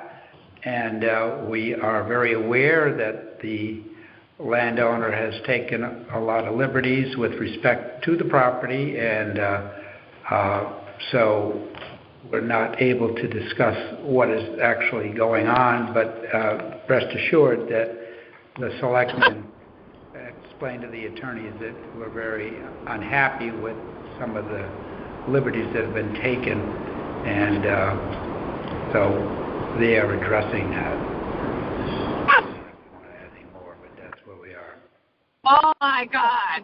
We are all aware of how the residents feel, and thank you for your patience. 36-1, we've heard a lot of discussion about that during public comment. I gather that the open space will be speaking to the marsh DEP experts and getting some feedback there so we can properly focus. As Chris mentioned, he and I went there and we talked about a modest accommodation possible. It was no decision to do it, but it was talking about it, where there'd be very limited parking and maybe a bench or something, and then discouraging people going out on the marsh, because I think in any event, I refer to the marshes on either side of the Blackhall River Bridge, where the fishing community walks up and down north and south, and those marshes, I'm sure one would say, have been degraded. So I think we want to be very careful that there might be a split rail fence with some signage. Chris mentioned there could be ultimately some educational signage about some of the attributes and nature and so forth. Sort of like what we did up on the scenic overlook. There were some nice signs and so forth there. So I think we want to go slowly here and listen to different points of view and come up with a good plan and not get the temperature get too high. Right, and I wanted to just clarify too, I think at that meeting that we had, the collaborative meeting, it was never decided who is in charge of this property yet. And I think we did say that each group can gather information and come back to us and have another discussion and compare notes and compare the information, and we make an educated decision based on that information. So that's what I took from that meeting. I don't think we decided who was specifically in charge. I think we said, you do your thing, you do your thing, and you do your thing. You get your information, come back. If it's redundant, it's redundant, but everyone has different resources that they use. There are some jurisdictional things, right? Like the salt marshes and tidal wetlands. They get their information and they bring it back to us, and we have another meeting with those groups, and we come up with a decision. And the experts. If we need some of the experts to come in and answer our questions, we will. Right. But you said you will talk to the guy from Blackhall about the signs, and maybe you can come up with a better combination for those? Yeah, I mean, I think there could be, I'm not sure where the I think his principal issue is as you get down a hill, make a right. And to the left is trash. Yeah, I think he would be open to that. I wish he'd clean it up a little bit. Something nicer. Could take some stumps out. Well, one thing at a time. Soundview parking charges. The Soundview Operations Advisory Committee has settled on a different recommendation for parking charges than we approved last meeting. They voted to have Saturday, Sunday, and holidays be a two-tiered rate, sort of like a ski area. If you come for all day, there would be a charge of $75 to park. I want to talk to people after. And that would be from 7 a.m., 9 a.m. to 7 p.m. After 7 o'clock p.m., there is no charge. The half-day rate would kick in at 2, and that would be $45. Weekdays, the rates would be $45 for the all-day and $30 for the half-day.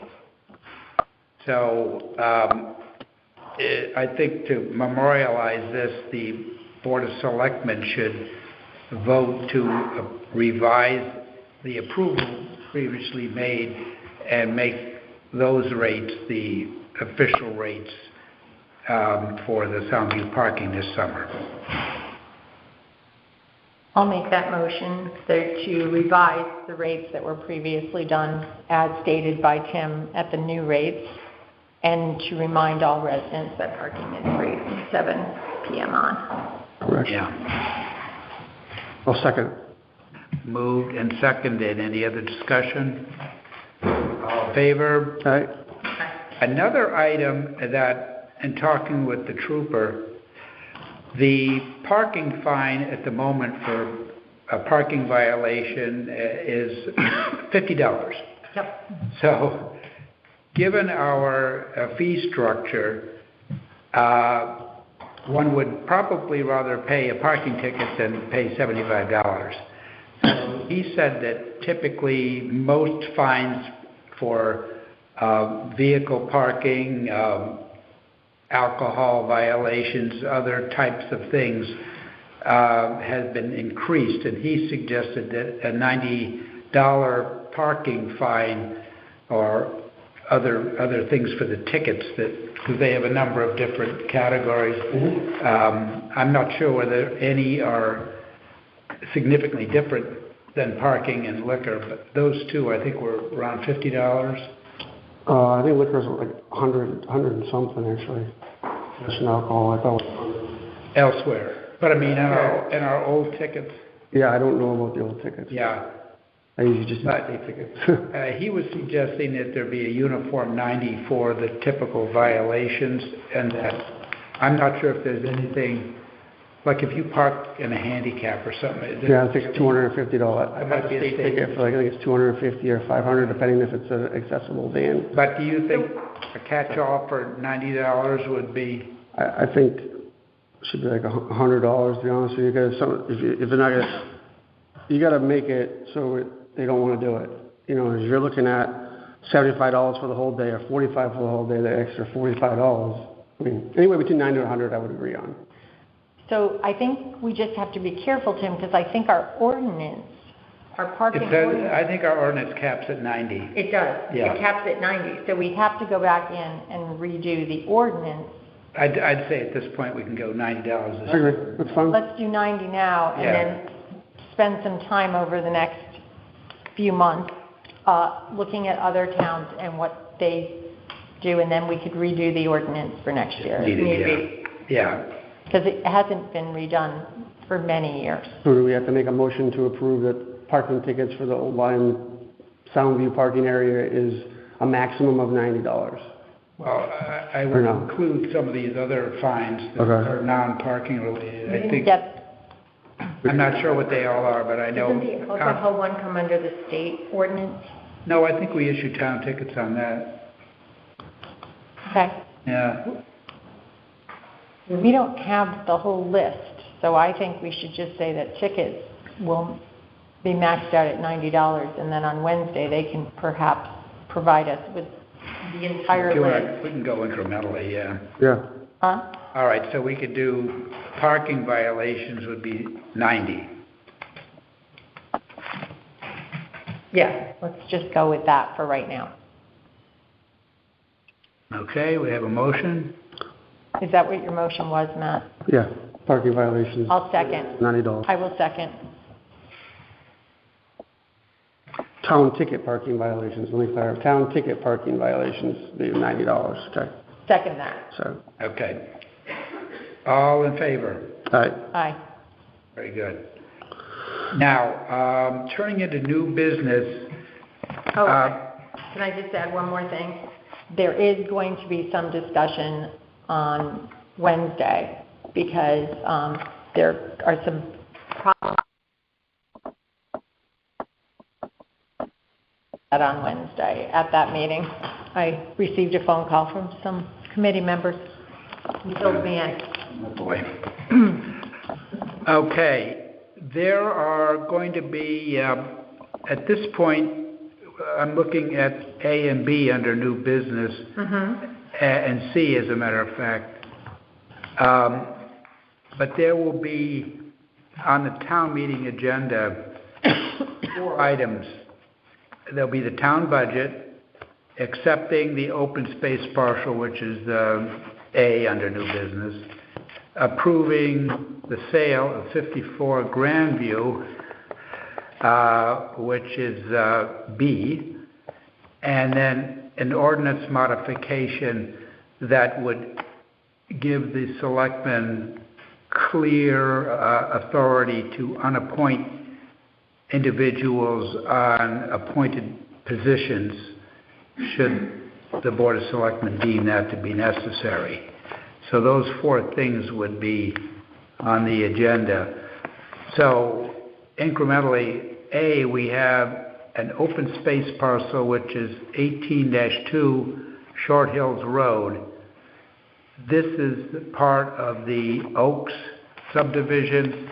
If you go on Short Hills Road, there's a new subdivision. And as part of that approval, there is about a 5-acre parcel, one of the parcels that was deeded to the town. And so that needs to be officially accepted. So we have now the deed and the certificate of title in the hands of our attorney, and that would be put onto this town meeting to accept the parcel. So we need to recommend that this be incorporated as part of the town meeting agenda.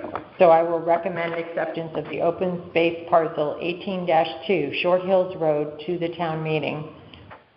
Thank you. Second. Moved and seconded. Any discussion?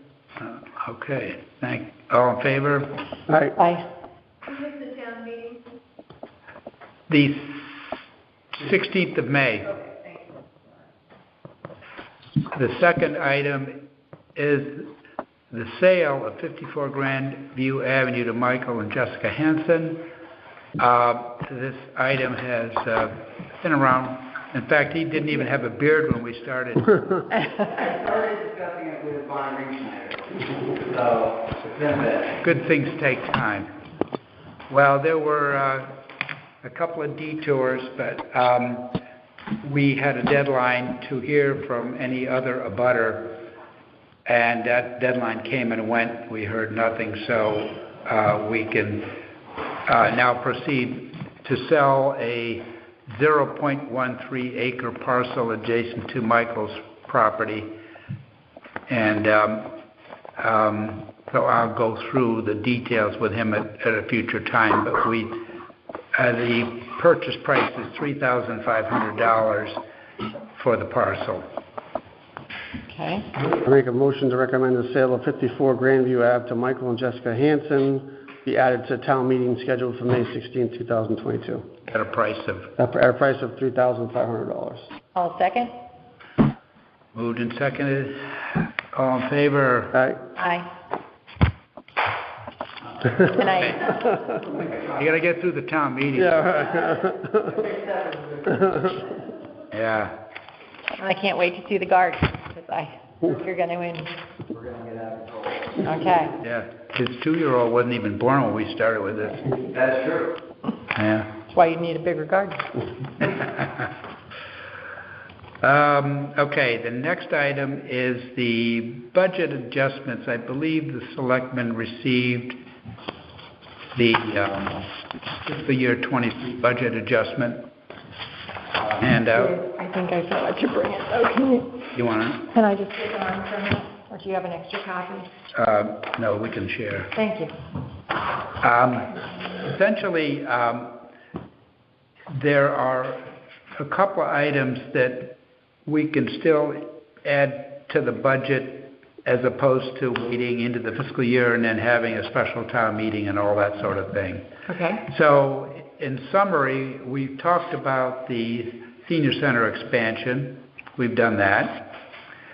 We are losing our facilities manager effective the 1st of July, so we believe that with the additional hours required, and actually we're going to actually have a lower hourly rate, but by increasing the hours, we think we'd need additional money for that.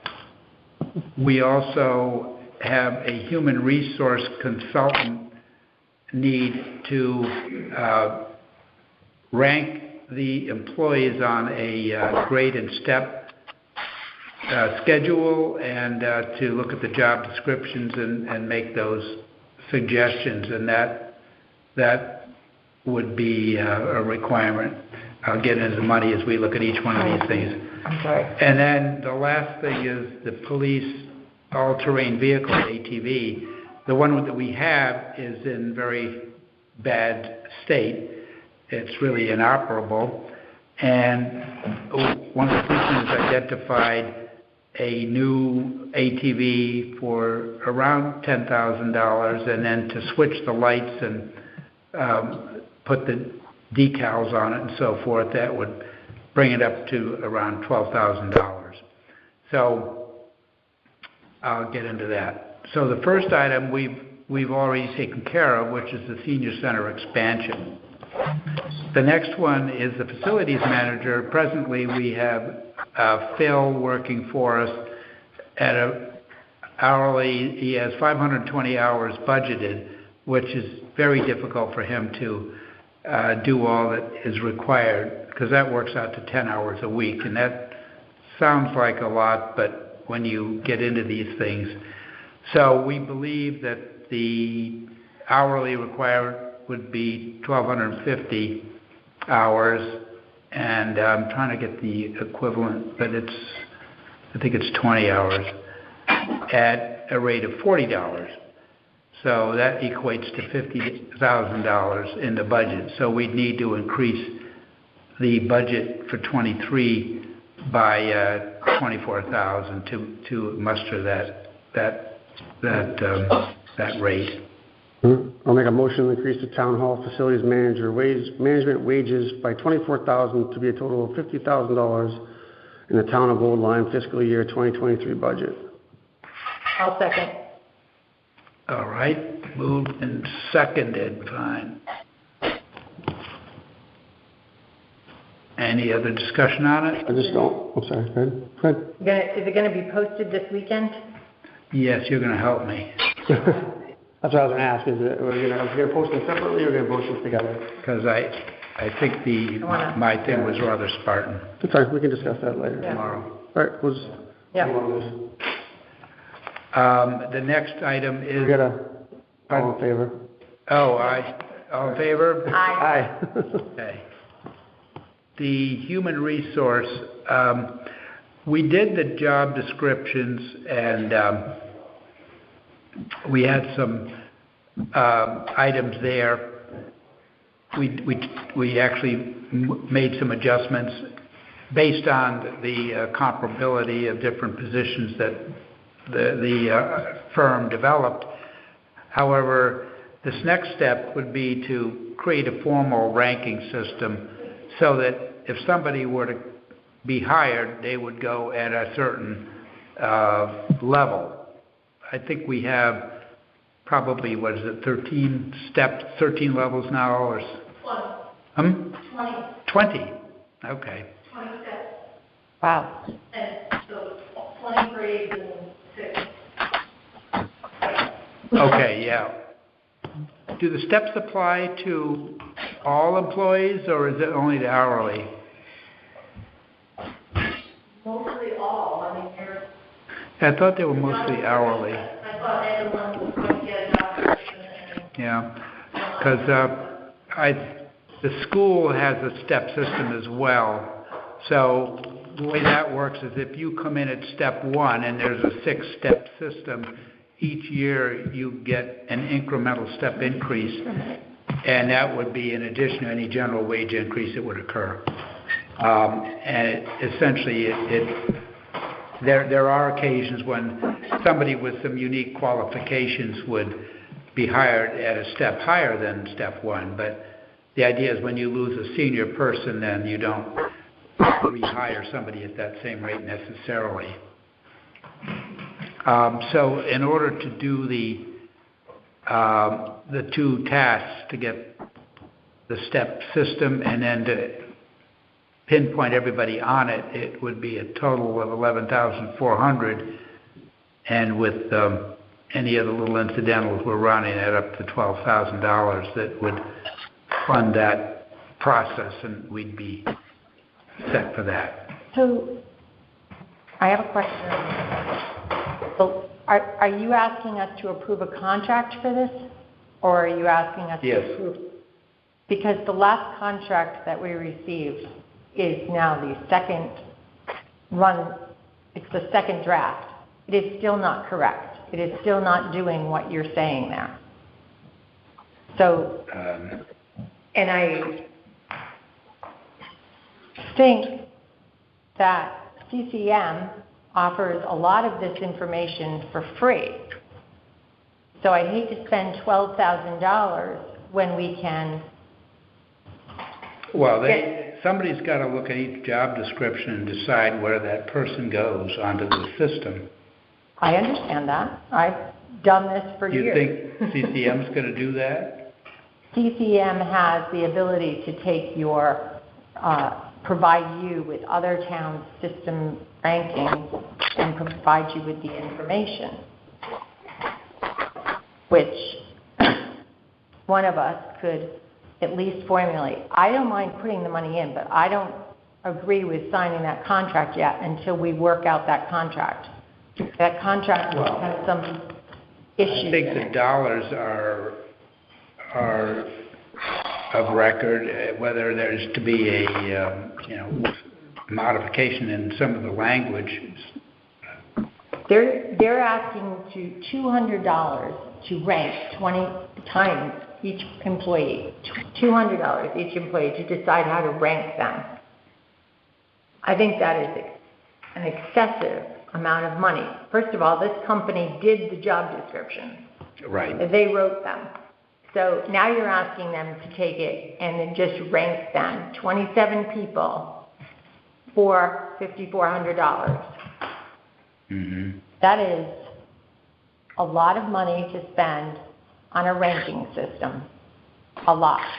Yeah, I spoke with the principal, and I made that same point, and she said there's a lot to it now.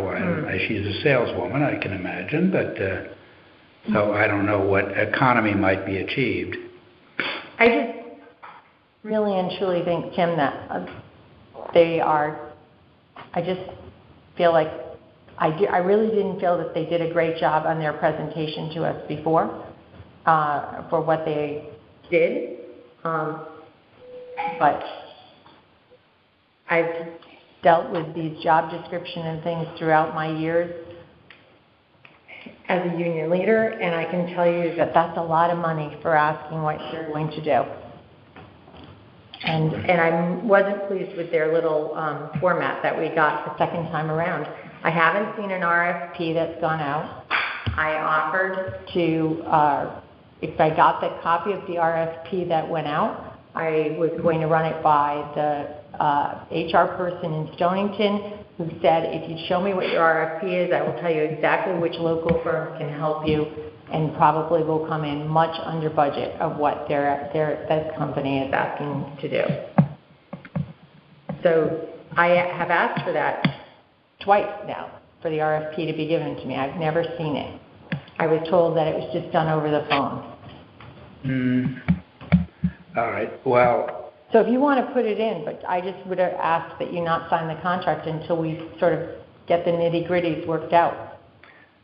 Yeah, I think we could we could always do less than if what you're saying is true. I did press her on that amount and saying, did the job description, so how tough is it to put them on a scale?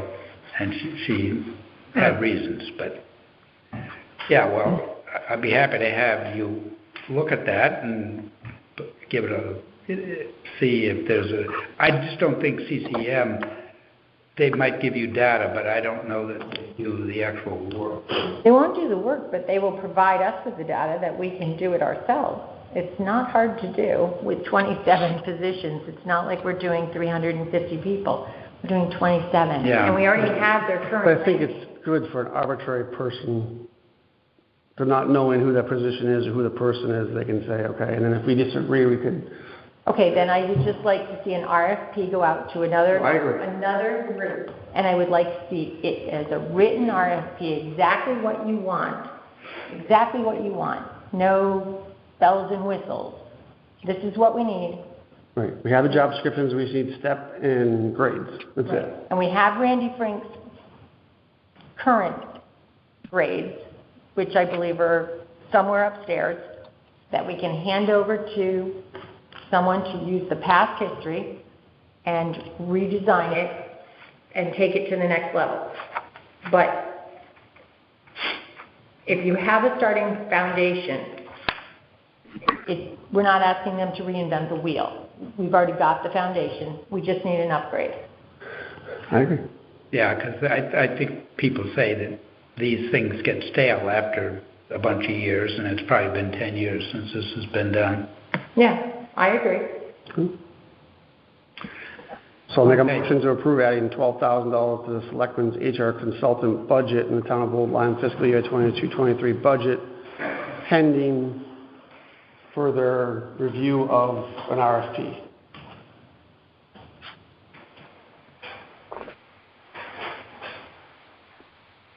I'll second. I was looking at you like. Okay, moved and seconded. Any more discussion on that? All in favor? Aye. Aye. And can you get us can you get the RFP? Can you work with Michelle? I'll get Michelle to dig it out because she interfaced with the company and yeah. Now the ATV, there is because there's $29,600 in the budget. We want to delete that from the 23 capital budget and not in its place, but in a different section of the budget, we would create a line of $15,000 for a new capital project fund, which is in that section of the budget we transfer out to police private duty line. This is not something every year we transfer money to, so it's kind of a one-off. But that way we'd be reducing the budget by about $15,000. And then we would then take out of the fund $12,000 to acquire this ATV, change the lighting from the old one to the new one, and put the decals on it. By buying it in May, you would have it all ready to go in June, maybe even by Memorial Day. So we get use of it when we need it. So it would be the two motions that you see here to delete the $29,000 from the 23 capital police ATV line and to add $15,000 to a new capital project fund, transfer out police private duty line. That's the first motion to. So moved. Second. Okay. Moved and seconded. Any discussion? All in favor? Aye. Then the second motion would be to take from the police private duty fund $12,000 to purchase it, transfer the equipment, and decals. So moved. Second. Okay. Moved and seconded. Any other discussion? Only question was, is there any trade-in value to the old one? Well, that would go into, that would be handled separately. Okay. But we would definitely try to liquidate that because it has had a lot of work on it. Now, whether it's useless or not, I mean, it's in the eye of the beholder. But it's, I know that there was some pretty hefty bills paid on that thing. All in favor? Aye. All in favor? All in favor? Aye. As was mentioned earlier, under item D, the zoning commission is asking us to follow suit on this opt-out provision. And I put together from a couple things from the land use area, a statement of reason. In order to allow the Old Lyme Zoning Commission time to assess and update the Town of Old Lyme's accessory apartment regulations, the Board of Selectmen shall consider the following motion. Pursuant to Section 5 and 6F of Public Act 21-29, and upon two-thirds favorable vote of the Board of Selectmen of the Town of Old Lyme, the Town of Old Lyme hereby opts out of the following. 1. The provisions of Section 6, subsections A through D, inclusive of Public Act 21-29, 9 and the provisions of subdivision 9 of subsection D of section 8-2 of general statutes as amended by Public Act 21-29. And I think this gives it's not like we totally abandon the thing. It just gives the zoning commission sufficient time to evaluate these proposed changes.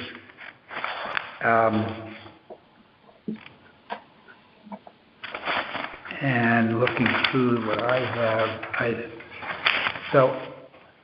Well, they're basically saying that it was like a blanket policy and anybody can do anything they want? Is that what the state it focuses on existing accessory apartments, I believe. Now, when I went to I pulled off the internet, I tried to find 7. Paul is here. We have questions. Our zoning person. Okay. Let me just get this though. But I was trying to find I found 7.8.2.4. I could not find the one that was referred to in here. So anyway, Paul, did I more or less summarize that correctly? Yes, you did. Yes, you did. That's absolutely correct. So we're not rejecting it out of hand. We are, this is Paul Arzell, Chairman of the Zoning Commission.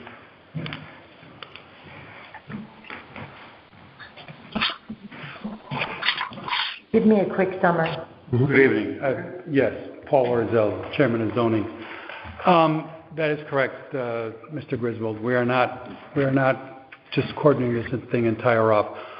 What makes sense for Old Lyme is if this were a blanket carte blanche across the board, we could see severe congestion in very tight, the R10 district, for example.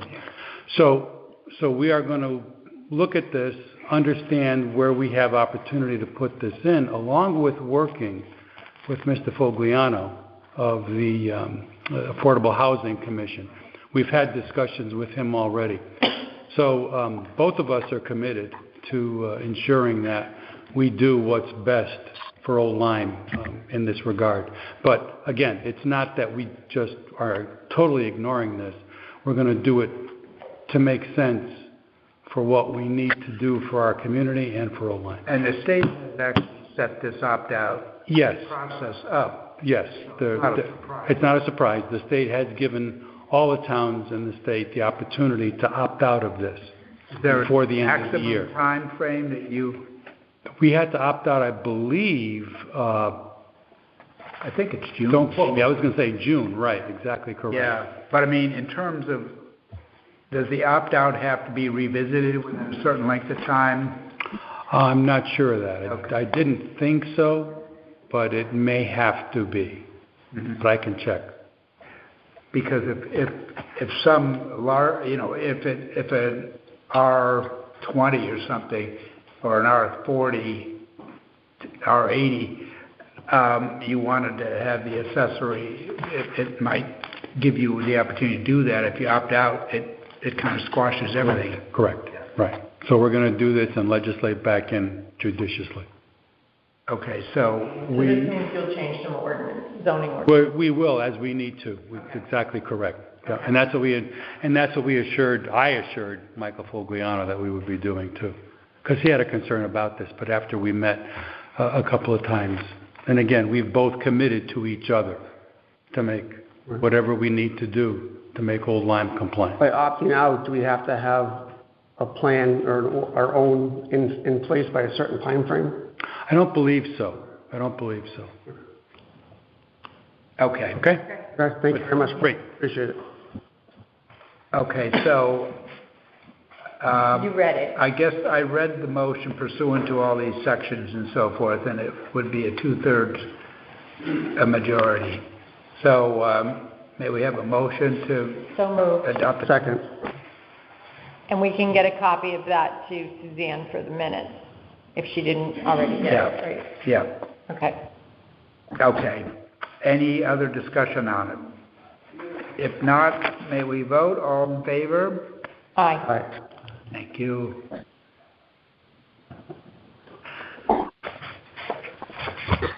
Next item is the Rogers Lake no wake zone. There was a big meeting here the other week, and it was a very spirited meeting. My personal opinion is that the authority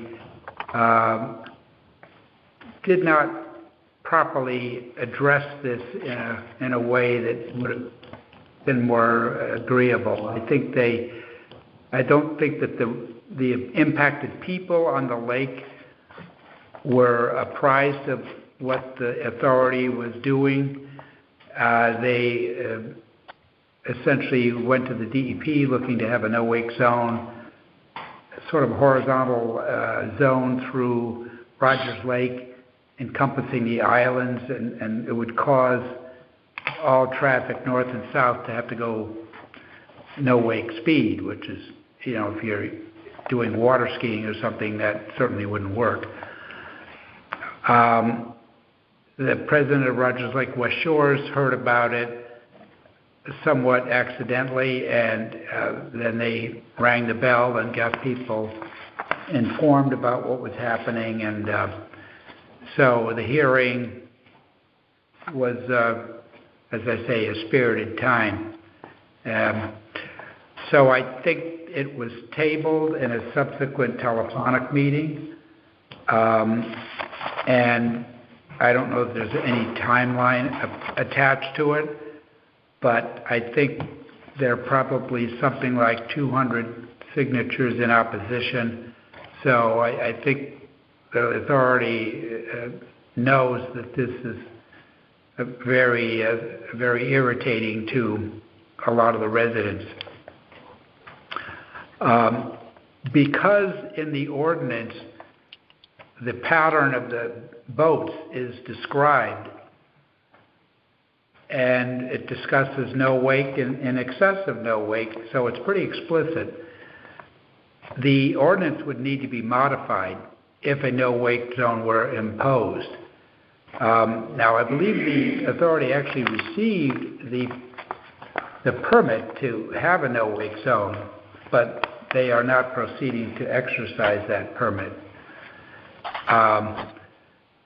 So both the towns of Lyme and Olyme would need to vote were this to happen. If the no-wake zone were implemented, it would need to be at both a town meeting in Lyme and Olyme, and it may be like the school where the sum total of the votes of the two towns would decide whether it's changed. Because I don't think one town could change it one way and the other town change it the other way. So I think we need to follow this closely.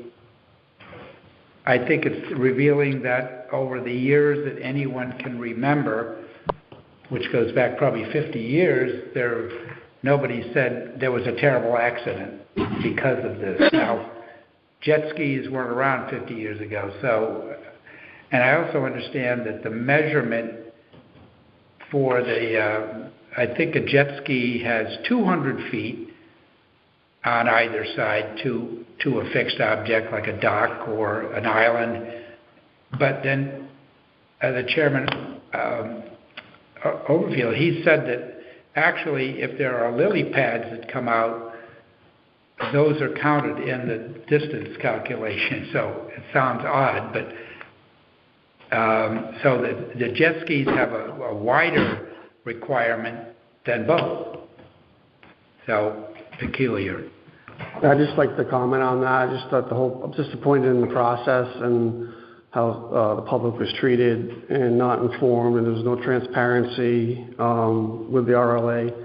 And I really think they should reconsider the whole no-wake zone in general and not move forward with it. Like you said, I have no data to support anything tragic that's happened in that area in a long time, and most of those community people have been there 2, 3, 4 generations, and they're really good about policing their own. And I think this year they've taken steps to increase their budget for the education and more patrols, and I think that's where you start. And then if you see, hey, this person is committing these infractions, or this is happening, and we're calling DEP in a lot to enforce certain things, then I think we take a step back and revisit it. But I definitely, my phone was blowing up for weeks about this topic, and I didn't like the way it was handled, and it was very secretive, and hopefully they reconsider that, removing it completely and not moving forward with it at all. That's just my opinion. And I told Dennis, I said, in something like this, it's going to be a sensitive issue. You'd be well served to have some authority members and a group of citizens comprise a committee and discuss it and work it through before you just arbitrarily do something on the authorities unilaterally. That was bad. Need to have hearings and open forums so that people can get their voices heard and ask questions and make them informed. They are our voters. They have their rights. Good. Last under new business, the positions for Facilities Director, Information Technology. Wait a minute. Point of Woods. Oh, Point of Woods. Oh, Point of Woods Security Agreement.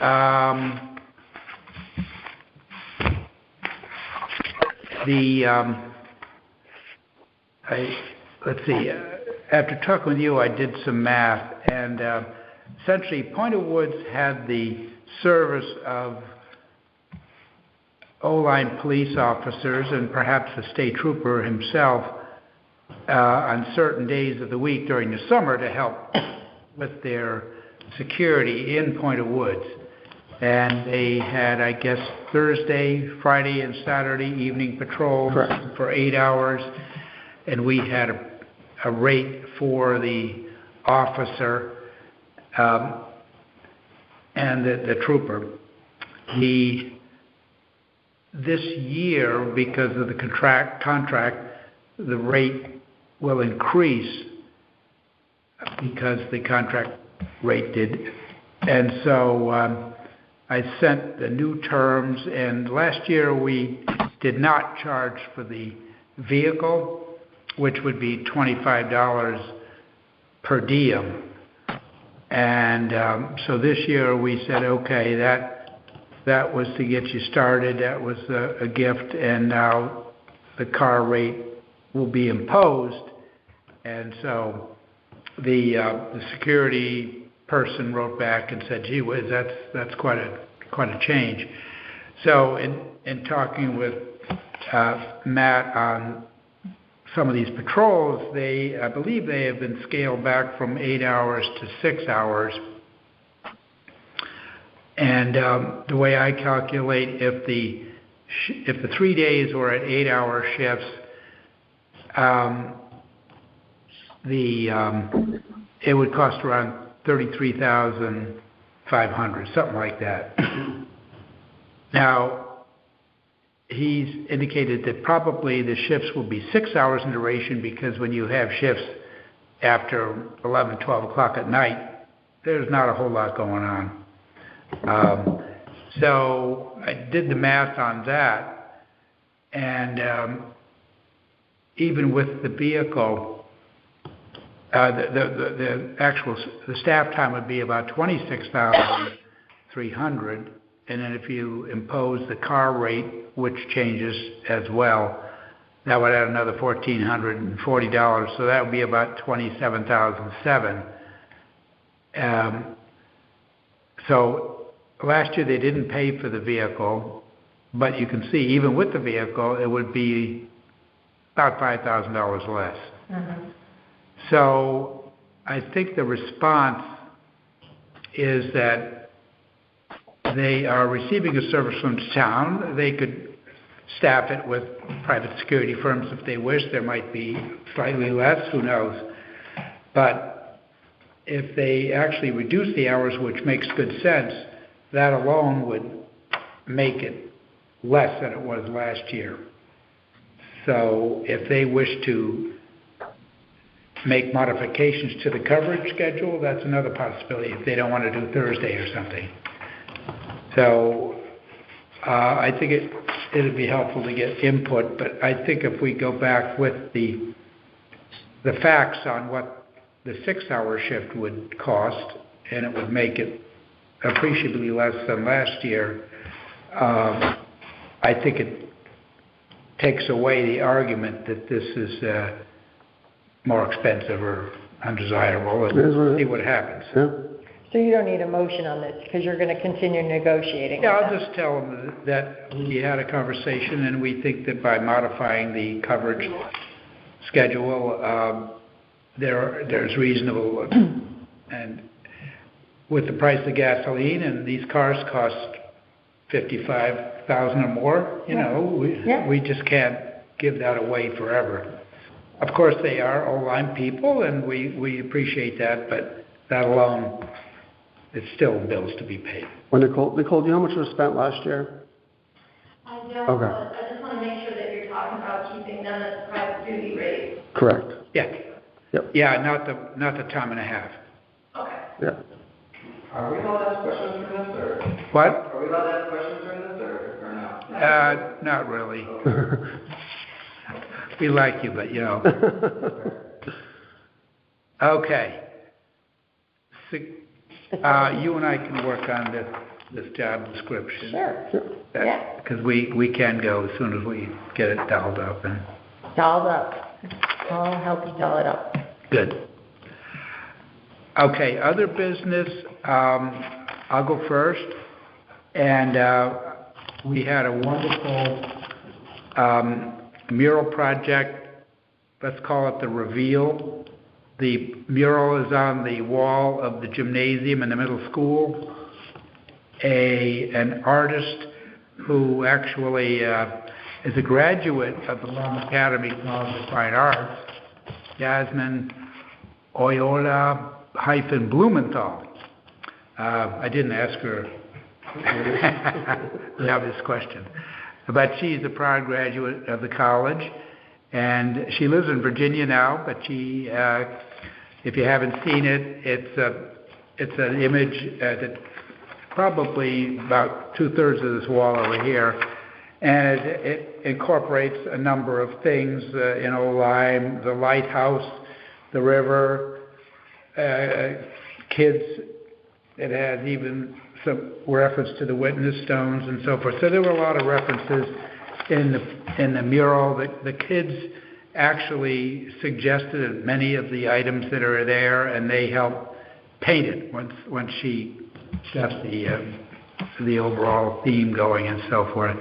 So that was really impressive, and they actually had a ceremony in the middle school, and all the middle school kids came to hear the proceedings, and the kids that did the art in particular. Was it actually unveiled? It had been unveiled, it wasn't like, this is the first time. Okay. So that's why I call it the reveal or something, or the ceremony to welcome it. The Open Space Committee has received a $7,500 grant to help with the invasives down off of Ferry Road on the lot. There's an open space parcel in there that has invasives, so they have $7,000 in the budget. This extra money will allow a more impressive job on working on the invasives down there. I think it comes from the community fund in New London, if I'm not mistaken. Does that have to be accepted by us for them, or is that completely separate from them? I haven't been told we need to have a motion to accept their. Okay. You haven't seen anything, have you? I don't know. $7,500, yeah. So when the check comes in, it comes here, right? And then Nicole would deposit it into open space? Yeah, I imagine it would be under their control, yeah. We'd have to figure out how they want to handle it, but we'll get to those details. But okay. Usually if it's a grant, aren't we supposed to say that we'll accept it? Yeah. So you want to do that just to be sure and cover our bases? Yeah, I don't know the source exactly, but we could have a motion to accept $7,500 grant for the Ferry Road invasive work, from, I think, the Community Foundation. So moved. Second. Now we don't have to come back. Discussion? Nope. All in favor? Aye. Now we don't have to come back for a special meeting. Good.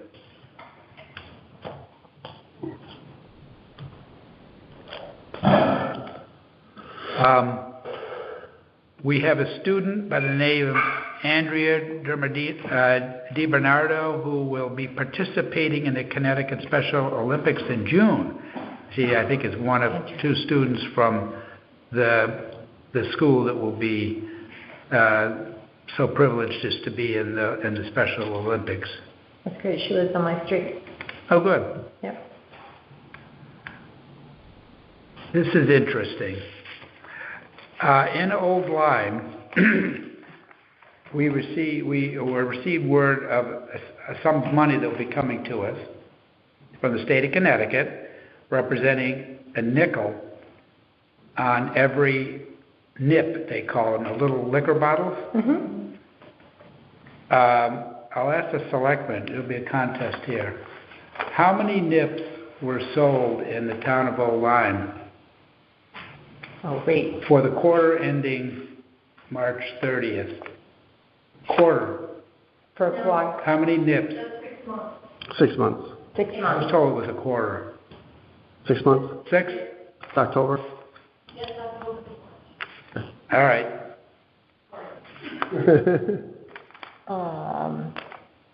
Hurry up. Come on, you. I can't guess. I already know the answer. Come on. You're a math guy. 40,000. Huh? 40,000. I'll say 9,000. 58,164. And you know what? Which realized is $2,908. They're all up and down 156. Yep. Not all of them. No, they're on. Isn't that amazing? Yeah. That's a lot of nips. 58,000. We only have, what, 3 liquor stores? Rogers Lake, Rooney's, and Grand Wine? Unbelievable. Mm-hmm. Okay. Anybody else? Guys, oh, you have something? No, you go. I just wanted to do, pledge my support for the senior parade this year. Oh, that's right. With the high school seniors. They've done it the last 2 years. I know this year there might have been a little, I know the superintendent and the principal aren't on board, which I understand, that's fine.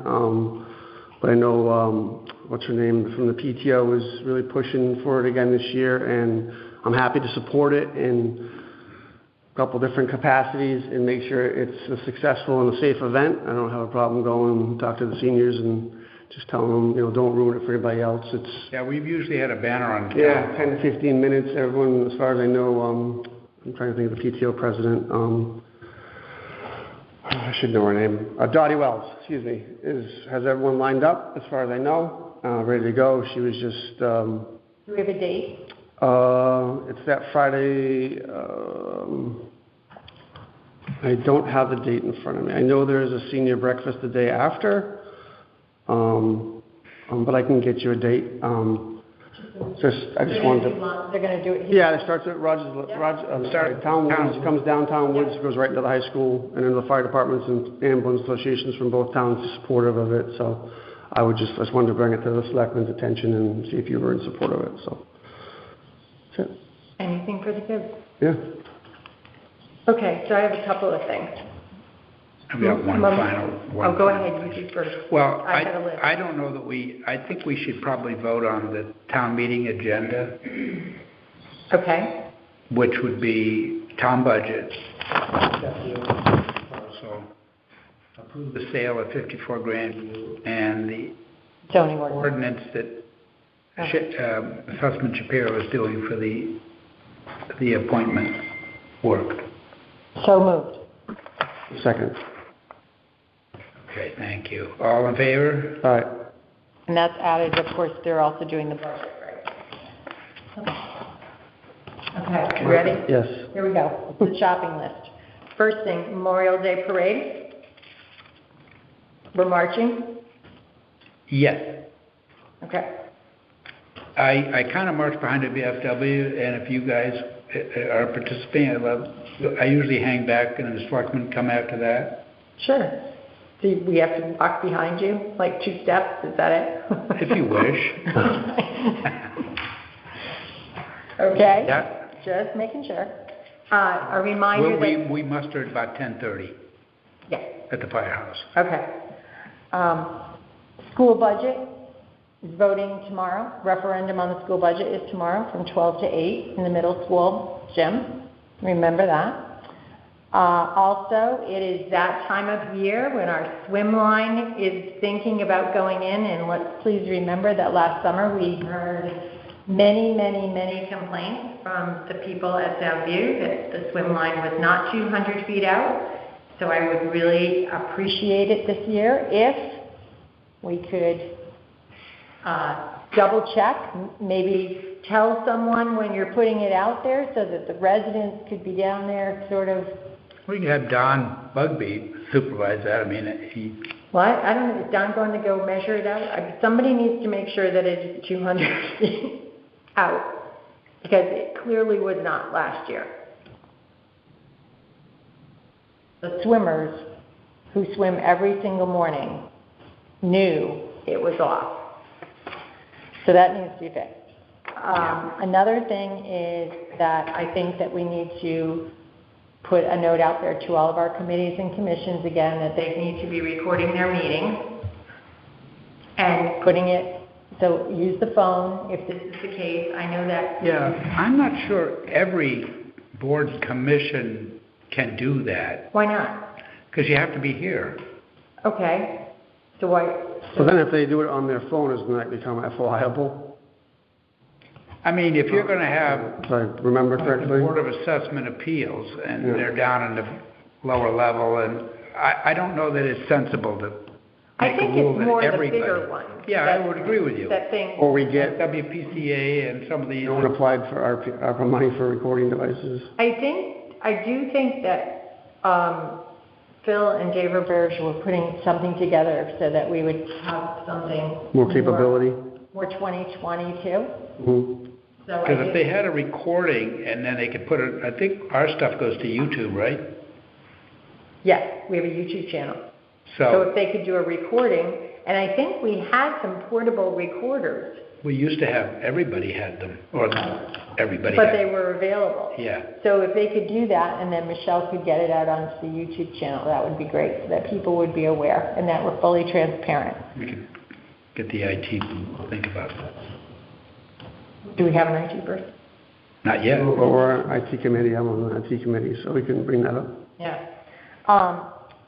I would also please remind chairs and chairs of all the commissions and committees again to please not make negative comments about residents in public meetings, public emails. They are to sort of refrain from that, put them to a higher standard. We have a person here today, Mary Daly. The comment that was made about her in an email was not, I do not think it was appropriate. So we should just ask them to please think twice before you hit send. And let's see, wait a minute, one more thing.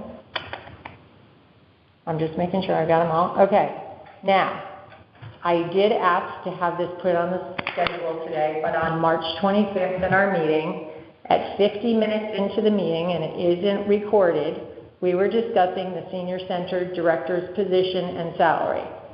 Tim suggested that this would possibly become a salary position now that she was moving to 35 hours. But he said it's not a perfect, we talked about the fact that it wasn't a perfect 9-to-5 job because you have things happen at night, you have things happen on weekends, etc. We voted or decided that day to table it and do more research. And you said that you were going to call the labor attorney and talk about whether or not this would be a full-time position. All I'm saying is that we owe it to the director to discuss it again because we said we would. So I would appreciate it if we could put it on for our next meeting's agenda, that we would have a discussion about it. So that, because we did give her more hours, but we gave her the normal what was it, 2.5% raise, yes? Yep. But, for salary, but she did not, she was on the list saying that she probably, the wage study, that she probably is off a little, but we didn't know what to do because there were so many other factors in the fact that they were trying to compare it to towns. Easton places. Well, and they were doing it by population of towns, but they didn't do it to population of senior centers.